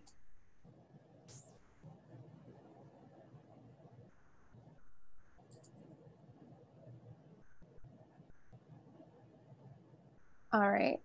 Allison, can you let me know if you see my PowerPoint presentation? Yep, I see it. It looks good. Wonderful. Awesome. All right. Well, good afternoon, everyone. I'm really excited to be here with you all today. As Autumn mentioned, my name is Jessica Sanchez, and I am part of the HR team here in the Northern Virginia district for VDOT. You all have heard and have seen wonderful presentations today, and I hope that you have found all this information helpful. You can probably tell by now that VDOT plays a vital role in the safety and improvement of our highways, roadways, bridges, and transportation. And so if you are wondering what's next, I'm here to spend a few minutes to share with you how you can begin to prepare for future employment opportunities. Excuse me, excuse my voice, I'm getting over something, but I'll try to be as clear as I can. So if you're wondering first, what is human resources? Well, in every organization or company, whether it's large or small, there'll be some level of human resource contact or representative. For large organizations, a lot of the time that consists of a team of HR representatives. And for smaller organizations, they might source it to a third party who will support the employees of the organization. And human resource contact begins right now. Actually, this is a great example of me as a talent acquisition supervisor introducing our company in partnership with everyone who spoke today and letting you all, as you all know, as potential future applicants, who we are and the services we provide. We are constantly seeking talented individuals and welcoming them to apply and eventually become employees of our organization. Once you become an employee of an organization, human resources supports you with your pay, benefits, training, career development opportunities within the organization, performance management, and all the way through the end of your employment with the organization, which can include retirement as well. And so human resources is really involved in the employment life cycle from the very beginning to end for various reasons. So it's never too early to prepare for your career. If there's one advice I can share with young adults, it always is never limit yourself. You don't know the career field you may fall in love with until you try it.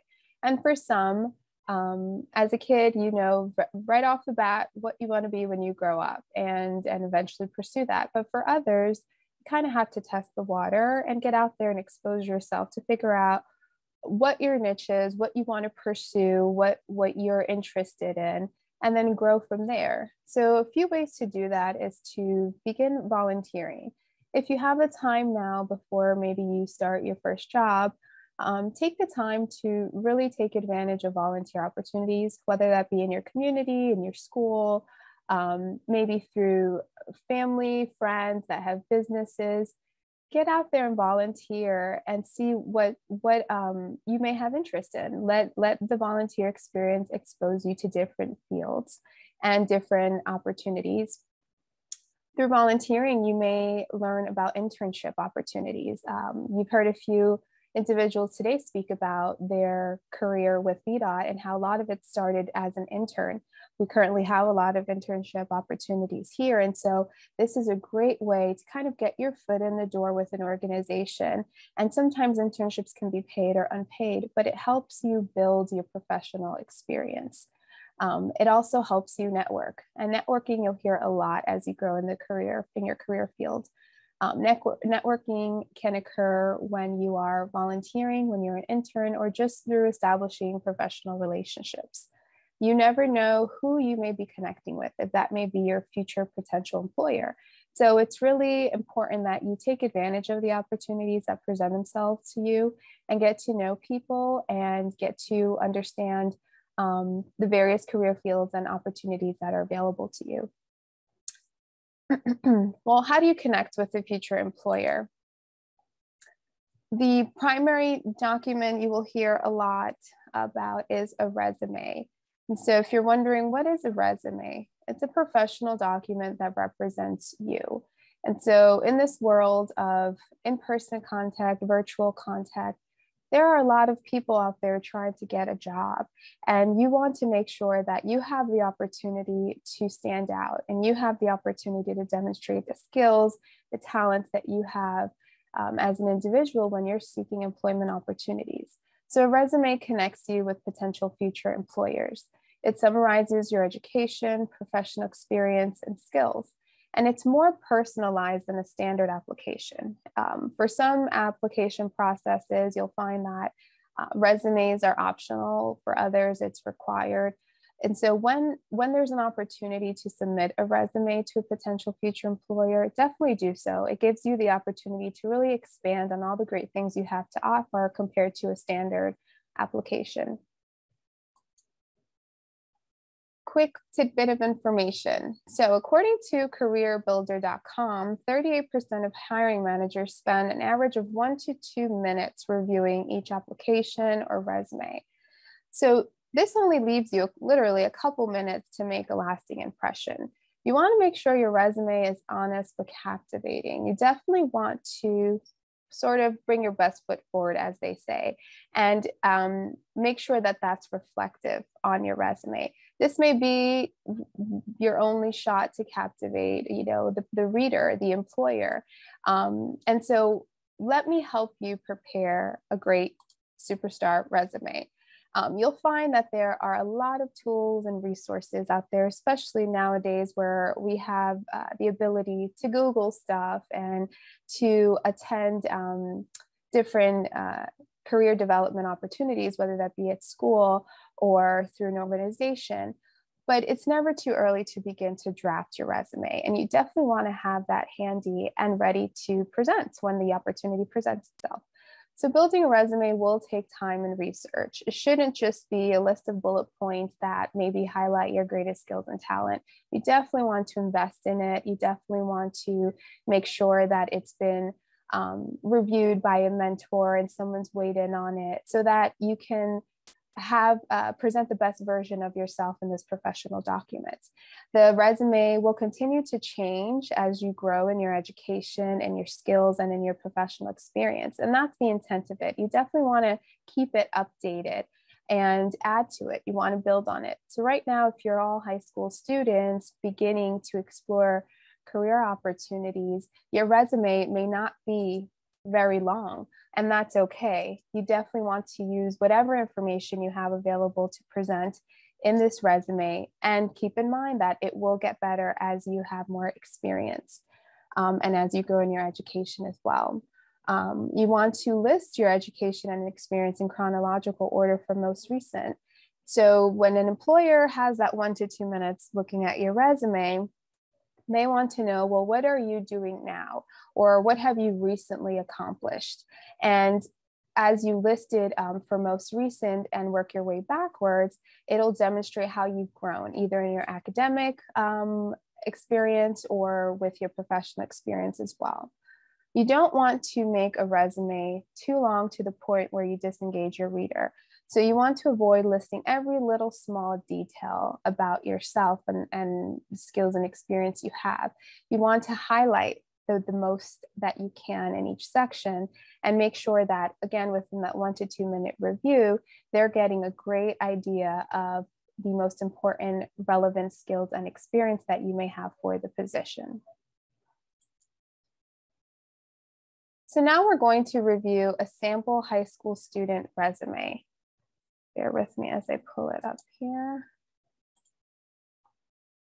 And keep in mind, there are many different templates and formats for resumes. So it's not a standard for all. And as you grow in your career, you can definitely change the template and how you present the information. But this is just an example of one for a recently high school graduate. So you start off with your contact information at the very top. You definitely want to make sure this is current. If this is the only contact information the employer has, you want to make sure they're able to get a hold of you. So ideally, you'd list an email address, a telephone number, and even a mailing address. Because at one point, people were receiving mail and they were being invited to interviews that way, which is probably not as common anymore. But even so, if that's another method of communication, certainly list it on there.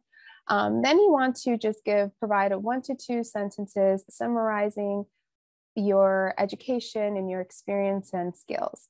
So here for this applicant, they write creative and driven honor roll high school graduate with a passion for writing, editing, blogging, and journalism. 4 years experience managing a high school newsroom, excellent communication skills, and reliable with deadlines. So that sort of summarizes this applicant, their education again, and their skills as well. They now start listing their education. Because this is a high school student or high school graduate, excuse me, it probably won't be very lengthy at this point, but that's absolutely okay. You will expand on this as you grow in your education. So this applicant has a high school diploma, and they've included their GPA here, 3.83, and also that they were a member of the National Honor Society. This is great. And this is definitely something you want to highlight if this applies to you. Definitely, you want to highlight your successes. And if you can include that in your resume, definitely do so. This applicant also attended the Northwestern Journalism Institute for a month in July 2018. And so they provided just a short summary of what that entailed. It was a program for high school students interested in becoming writers and editors for print, online, and broadcast. So this shows that this applicant took the initiative to join a program in relation to their interest in journalism. Now we'll list their professional experience. Now, don't let professional experience mislead you to believe it has to be a paid job. Professional experience, again, can be attained through internship, volunteer opportunities. And so this applicant was an editorial intern at Rosen Publishing, again, for a summer from June through September, and they highlight a summary of their duties there. They assisted editors in project planning and creating marketing materials. They handled draft submissions, read manuscripts for interest, clarity, and style, and they helped shape the company's social media presence as well. They're also an editor at Weston High's News, which was their high school, and that was for 3 years. They curated and managed all aspects of creating biweekly high school newspaper. They reviewed writing content, layouts, maintained in-house editorial, and were part of production schedules and promoting articles on social media platforms. They also worked with local businesses to secure advertisements, saving the school 25% in production costs. This information here, this data is really nice to add if you can measure some sort of improvement or success in your role. And so this applicant here listed how they, in their role, have saved the school money in production costs, which an employer would be really interested to learn about you. Next, their last professional experience is an office assistant at Winston-Salem Journal. Again, just for a summer between June and September, they shadowed reporters, did some light reporting and fact checking. They assisted newsroom staff in administrative duties such as filing, data entry, mail distribution, ordering office supplies, and processing invoices. So no task is too little. Even if you can attain a summer job opportunity with administration duty and tasks, that goes a long way. Whatever position you're able to attain and gain skills in, definitely don't ever think of it being too small of a task. Definitely add it to your resume because, again, it's going to change, it's going to grow. And every opportunity you have, you can certainly learn from. They listed a volunteer experience here as a care assistant at the Humane Society for 2 years. They also listed all of the awards they've received, to include a Scholastic Pacemaker Award for journalism, a Harvard Book Award, and a Scholastic Writing Award. So this is really important. I know for me, sometimes I will receive awards throughout my career and just forget about it. So I have to personally make note of those as I attain them throughout my career to make sure that they're reflective on my resume. So definitely do the same as you're growing, you know, in your professional experience and academically in school, as you prepare for college and throughout. Have a running list that you can maintain for all of your accomplishments, because there will come a point in time where you want to make that reflective when you are presenting yourself to a potential future employer. And last but not least, they've included some technical skills here. We live really in a technology era right now. And so you all probably have a lot more experience with, you probably have more technical experience than I do. So definitely take advantage of that skill set and list it in your resume. This applicant has Microsoft Office Suite experience. They have Photoshop experience, WordPress, social media platforms. They can work on PC and Mac. They're also fluent and more in Spanish, they're proficient in French, and they're learning Chinese. So these are all great details to add as you build your resume.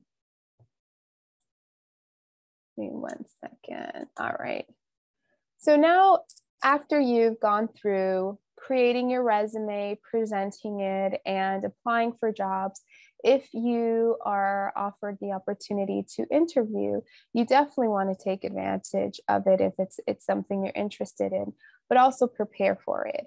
An interview is an opportunity for you to learn more about the organization and for them to learn more about you, and have a time where it's dedicated to getting to know you and identifying how you would fit best in the role or the position that you've applied for. So a few things to note. Number one is preparation is key. You definitely want to familiarize yourself with the company in which you are interviewing for. So don't wait until the day of your interview to kind of Google really quickly what this company is about and who they are. Take the time and research. What is their mission statement? What services do they provide? Where are they located? Are they a local organization, domestically, internationally? That can certainly make a difference when you're thinking of long-term career opportunities. As you research the company, generate a list of follow-up questions. You may not have all your questions answered during your research, so use this interview as an opportunity to learn more. Usually at the end of every interview, you'll be given the opportunity to ask questions. And so this is a time where you can refer back to that list of follow-up questions that you generated during your research. You never know what's going to be asked in an interview, but there are a few questions that you definitely want to be prepared and have answers for. By preparing your responses to these questions, you can certainly tie it into a lot of other questions that may be asked during your interview.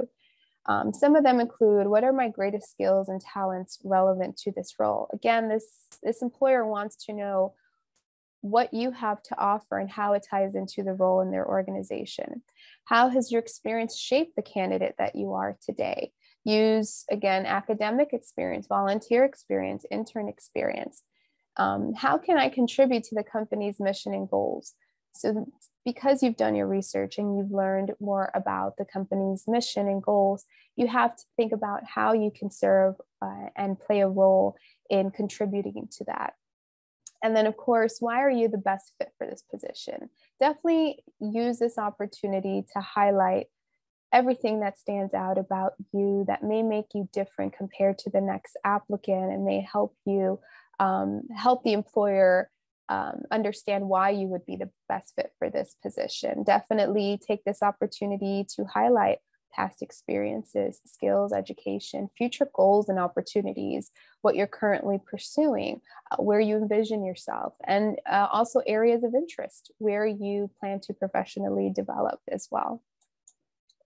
Tip number 2, plan your wardrobe. Definitely take the time to prepare for your interview day, and as they say, dress to impress. So definitely dress responsibly. If you have an iron, please use it. And when in doubt, seek a professional mentor's guidance on your wardrobe selection. So if you've never been to an interview and this is your first opportunity, definitely connect with someone that you can trust to take a look at what you've selected for your interview and let them weigh in on, whether or not maybe your attire should change. But you definitely want to make sure that you are taking the time and investing in your wardrobe and sort of not leaving it for the morning of. Put effort into your appearance. Make sure you have maintained good hygiene. Rest well the night before so that you're alert and attentive and you can be actively engaged and participate in the interview. Allow extra time to get ready before your meeting. If some sort of unfortunate mishap occurs where maybe you spill pancake syrup on your suit, definitely allow some extra time to remedy that and to make sure that you can make it out the door in time and and make sure that you put effort and time into your appearance. Avoid wearing anything that's distracting. So any heavy scented perfume or cologne, any shoes that may be squeaky, or attire that's torn or ripped, those can all serve as a distraction and can definitely be a disadvantage to you who's interviewing. I also read something once about an employer having an allergic reaction to an applicant's perfume. And so that in itself can probably be a little awkward and cause a lot of distraction. So just be mindful of those small details when you're planning your wardrobe for your interview day. And then tip number 3, plan for success for sure. Be on time. I believe in the military, they say if you're on time, you're late. So definitely plan ahead, allow for traffic, allow for, maybe road closures or whatnot, but arrive early so that you can familiarize yourself with the building and where you're going to make sure that you are there on time.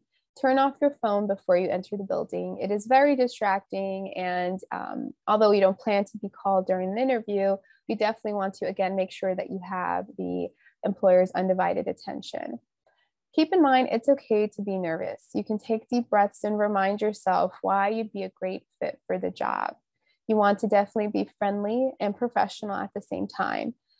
Your body language it can go a long way. So if you're maybe looking down and not maintaining eye contact, if you're fidgeting, that can represent maybe a few things that will misinterpret who you are and your personality and how you can conduct professionalism in important meetings.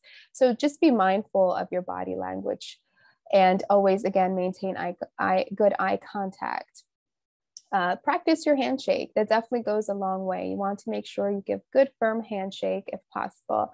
Actively listen to the questions and gather your thoughts before you respond. If necessary, you can ask them to repeat the question. There's nothing wrong with that. You certainly want to make sure that you understand the question. And sometimes interview questions can be 2-part questions. And so you want to make sure that your response answers the entire question.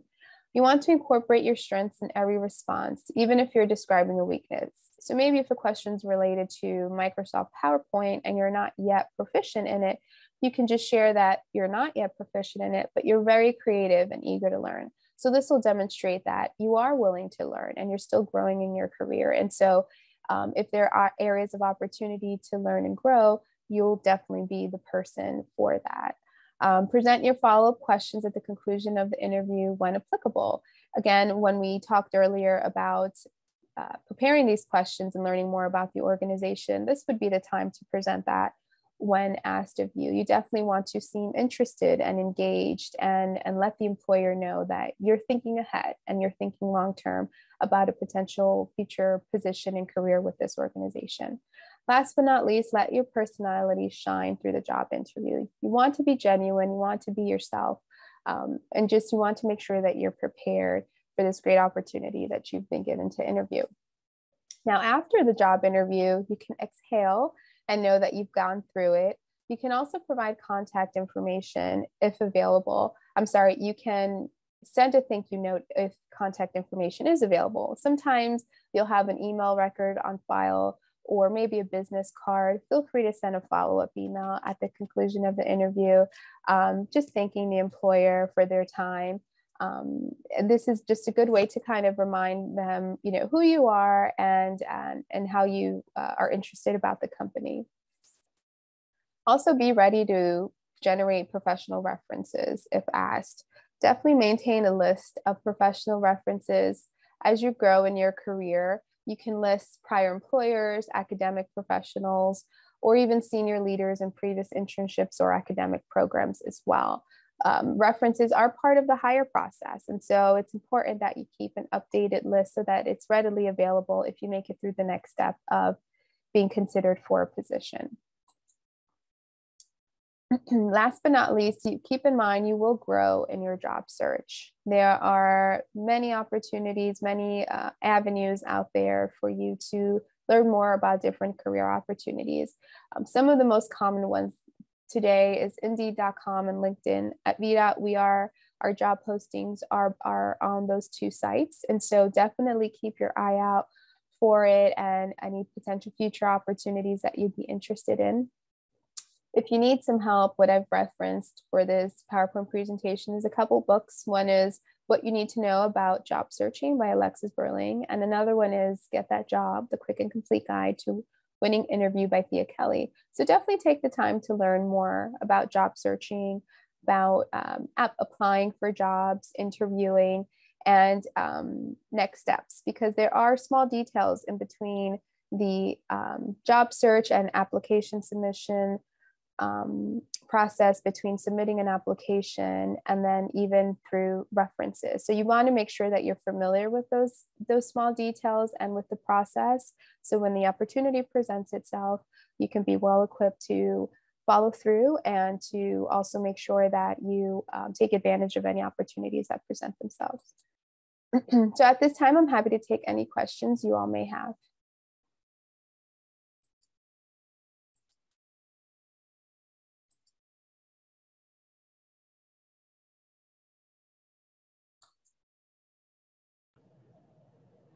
Thank you so much, Jessica. That was really great. I've heard that there's I don't know, like there's certain things that the color clothing you wear says about you. Have you heard, I guess, do you have any insight on that as far as like red being like power, white being neutral, blue is calming? Do you have any insight on that? I have also heard the same, and I think that some bright colors may be distracting. And for me personally, whenever in doubt, I just stick to white and black because you can't really go wrong. But yes, indeed, it can serve as a distraction. Or if you wear attire that maybe has some wording on it or patterns, it just may distract the employer from giving you their undivided attention. And so it's important, I think, to stick to neutral colors, at least for your first interview, if possible. To eliminate the possibility of any distractions during that conversation. Thank you. We have a question in the chat. Do you have any special tips for virtual interviews? Absolutely. And it's becoming a lot more common, as we all know these days. I'd say the first thing to keep in mind is that treat it as if it was an in-person interview. So with that said, make sure that you're dressed well for your virtual interview, even if it's just a top half that's going to show. Put in the effort, the same time and effort you put into an in-person interview, put that same effort into a virtual interview as well. Make sure that you set time aside for this interview with as little distractions as possible for you. So if maybe you're in a busy household, designate a room and let your household members know that you'll be participating in an interview during a certain time. Put a sticky note on the door or something so you don't have a sibling barge in while you're speaking. And then be mindful of your background. Again, it can serve as a distraction. Thankfully, now we have all these virtual backgrounds to choose from. So that may be something to consider. And definitely keep your camera on. There's something about body language, as I mentioned in my presentation, and it's unfortunate that through all these virtual interactions this past year and a half, we've kind of missed that. We're lacking in connection when folks are connecting virtually daily and don't have their camera on. And so I'd say definitely use a device that can allow you to smile and see the employer, to look them in the eye to the best of your ability through the camera, and to demonstrate professional demeanor for sure. Check your internet connection beforehand. I actually participated in an interview where an applicant was having really bad connection and we couldn't hear everything they had to say. And that was really unfortunate. For us and for them, because we really wasted a lot of time trying to figure out that internet connection, and then we had to reschedule the interview. So definitely plan ahead and make sure that wherever you'll be situated for this interview, that you have good service, that there are very minimal distractions, none at all if possible, and that you treat it as if it were an in-person interview. Thank you. One more. Do you need to bring a list of references to interviews? You do not, unless it's asked of you, which I don't think it would be. Typically, references occur after the conclusion of the interview if you're considered as one of the top candidates and the employer is interested in conducting professional reference check on you to potentially extend a job offer. Now, it doesn't hurt to have it, but I don't think for the interview itself you will need it. Definitely keep it handy should you be contacted the next day or maybe 2 days later and you're being asked for professional references. A lot of applications these days allow you the opportunity to list those professional references and some don't. So definitely just keep one up to date, connect with those professional references in advance. I think that's definitely something to be thoughtful of. Let them know that you're in the process of applying for jobs and if it's okay to list them as a reference so that they can expect to potentially hear from future employers as well. Make sure that the contact information in that professional reference list is updated and current. So if you are listing maybe a high school teacher that you want to have as an academic professional reference, make sure you have a current email address or phone number that the employer can use to contact them. Can students create a LinkedIn page? Students can create a LinkedIn page. It may not be as expansive as maybe someone who's further into their career, but they should have the opportunity to create one. I haven't served in the role of creating an account in some time, but I know things have changed. I think in the past it was more restricted, but I don't see why you wouldn't have the opportunity to create one and use that as a way to maybe broadcast any programs you're currently a part of outside of school or within school, or maybe some awards you've recently achieved or certificates and everything I mentioned there to include volunteer experience. So if LinkedIn itself allows you to create one, definitely I'd encourage you to do one. Wonderful, thank you. Is there any other questions?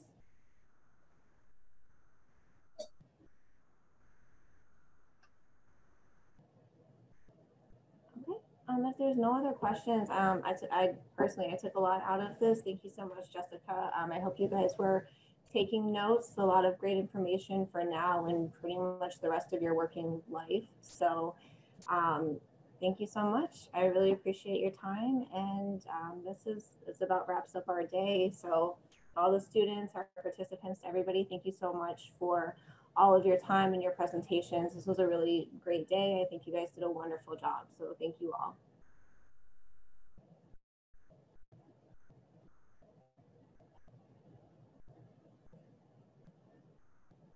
Thank you. Bye, thank you.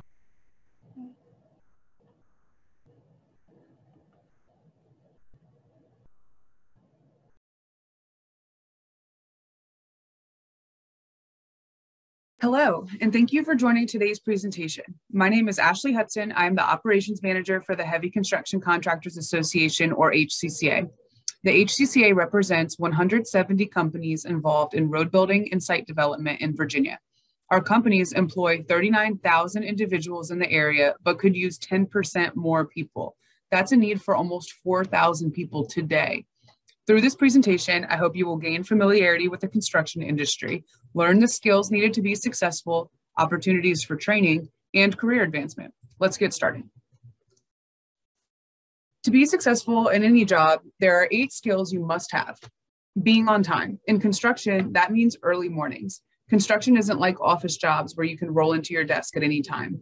On a construction crew, you may be working a mile away from the morning meeting location, and it's important to start the day with a plan that everyone understands. Attitude and effort. Be that employee who shows up ready to work. Before leaving each day, ask your supervisor, is there anything else I can do to help?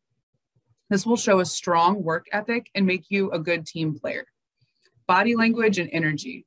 Please don't be that employee that shows up dragging their feet or looks like this or this. Being in good spirits makes the day go a lot smoother than showing up disinterested and drained. That goes for any industry you work in. Being prepared and coachable.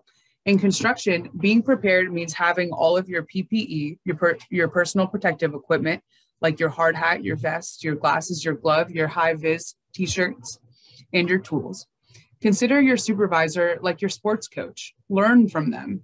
Your supervisor could be 3 times your age and have nothing in common with you. But if they know the profession and they want to teach you, please be open to learning from them. Do extra. Look around and find the task that needs to be done. Don't wait for someone to have to tell you to work. Like I said earlier, is there anything I can do to help? Will go a long way with your future employers. Here are some images that show different responsibilities on a job site. People like to point out construction workers just standing around, but what the public can't see is the work that's happening underground. There are power lines, water lines, gas lines, and if a piece of equipment hits one of those lines, it could be disastrous. So while a crew's operator is digging, a crew person is making sure they are digging safely. Let's take a look at the pay scale for these types of jobs. In Virginia, an entry-level position with no experience is going to make between $14 and $15 an hour, with pay increases as their skills advance. Heavy equipment operators usually make between $17 and $27 an hour, and both of those positions are with overtime and benefits. As the operator grows to understand their job sites and how they work, they could become a crew leader or foreman and make $30 to $35 an hour. Then they can be in charge of all the crews on their site as a superintendent and make $40 an hour and more than $80,000 a year. You can do all of that without a college education or college debt. You truly can show up on a job site, learn the skills that you need on the job, and progress in your career. Other positions that do require further education, like safety director and civil engineer, are also high paid and important as well. For our visual people, here's that information in a graphic. Start at the roots at your entry-level positions and learn your job and increase your pay as the more you learn. When you become equipment operator, you will see here there are so many different types of equipment, and each particular machine suits particular tasks, and they all need people to run them. When people think construction equipment, they often think excavator or bulldozer, but there's so much more than that. This cartoon shows other widely used pieces of equipment for digging and drilling, earth moving, and more. There are usually many pieces of equipment on a job site, and all require an individual with skills to efficiently run that machine. So any given job site could have all of these pieces of equipment on it at one time, and the companies need skilled people in each one of those pieces of equipment in order to get the job done. So where to get started? You could walk up on any job site and ask for a job. As long as you can pass a drug test, construction companies would be willing to give you a chance. However, if you want to fast track your career in construction, you could take the heavy equipment operator program at your local community college. This program is completely taught on simulators, which is very safe and avoids risk and damages. And this is an 8 to 12 week program that earns you a nationally recognized certification. Northern Virginia Community College does not offer the program, but Lord Fairfax offers it in several locations surrounding Northern Virginia. The program is inexpensive, and there are many financial aid opportunities for Virginia residents, such as fast forward funding, which covers 2/3 of the tuition of the program. And high schoolers are taking this program and being hired upon graduation.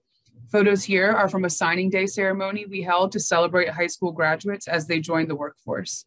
This guy at the bottom is particularly cool because when an operator on his crew was out sick, he asked if he could run the machine. He did a great job, and he has seen many promotions and new skills since then. He started on his crew when he was just 18 years old. And construction careers are not just for men. Women excel in the construction field for their great attention to detail. Pictured here is my friend Julie, who started off driving a truck, then moved from smaller equipment to larger equipment to larger equipment. And when she had a good understanding of plan reading and leadership, she was promoted to foreman of her crew. She still is a foreman of her crew. You might see her working on I-95 in Fredericksburg. Women also hold leadership positions in construction companies. HCCA held a panel discussion to highlight women in construction. As you can see, the women pictured are presidents, directors, managers in their companies, including VDOT. Women can and do excel in the construction industry. So as I mentioned at the beginning of this presentation, there is a need for 4,000 people to work in construction in Virginia right now. You will have a hand in making your community a better place, plus all the behind the scenes knowledge as to how your community infrastructure is built. Seeing a construction project finish and be used by the public is very rewarding. Interested in seeing what jobs are available? Go to www.hcca.net/services/jobs and feel free to reach out to me after this presentation with any questions. My contact information is listed on this slide. Thank you for taking the time to join this presentation. Good luck and work hard.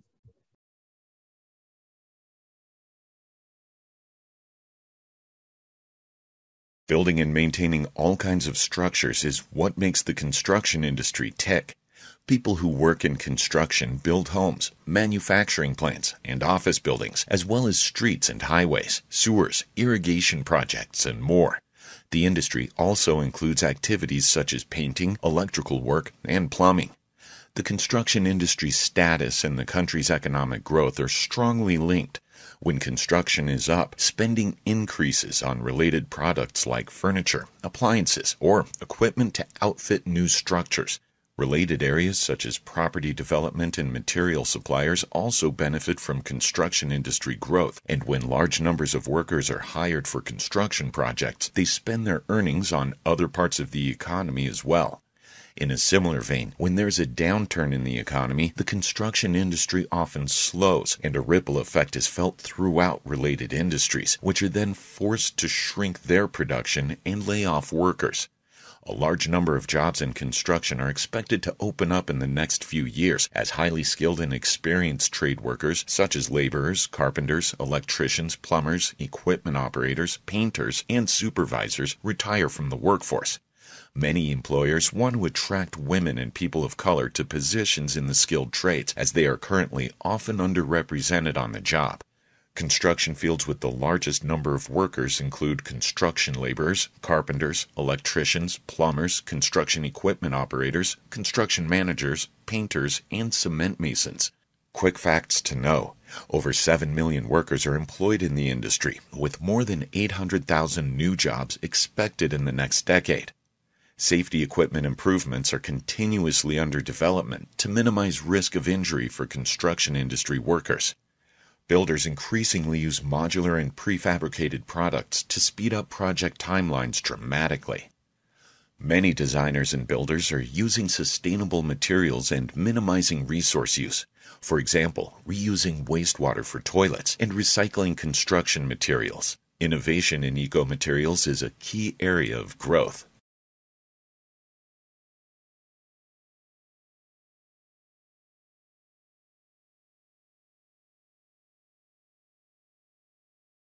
The construction industry offers career options at different levels of education and training.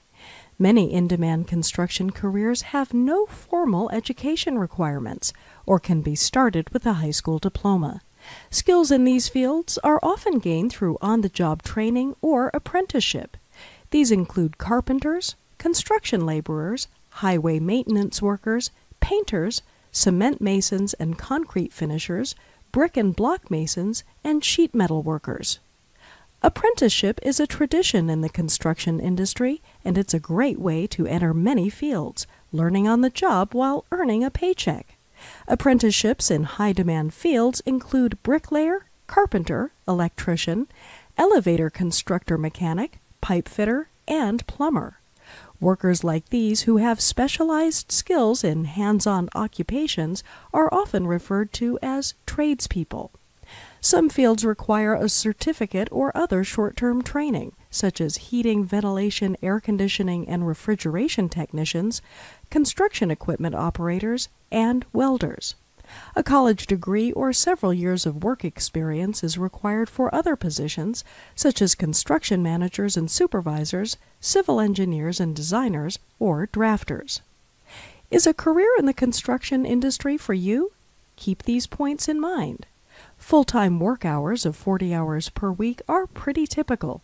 Most projects operate on a deadline, and longer hours may sometimes be required. People in construction often say they prefer to work with their hands and have a variety of daily physical demands rather than sit at a desk. Injuries are more common than in most industries. About 3% of workers each year have injuries or illness related to work. Many employers are open to hiring workers who have a criminal record. Workers see the result of their efforts in projects and structures they've helped to build, some that will last for many years.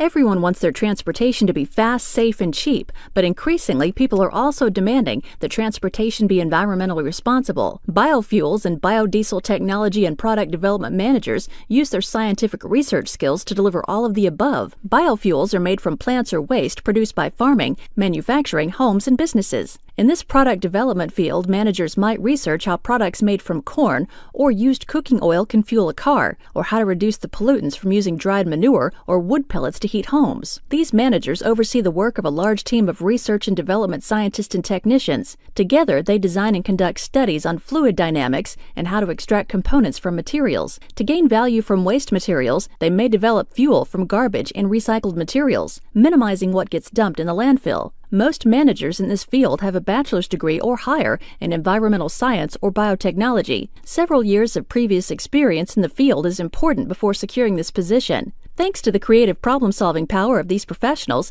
the biofuels of the future are getting cheaper, greener, and more efficient.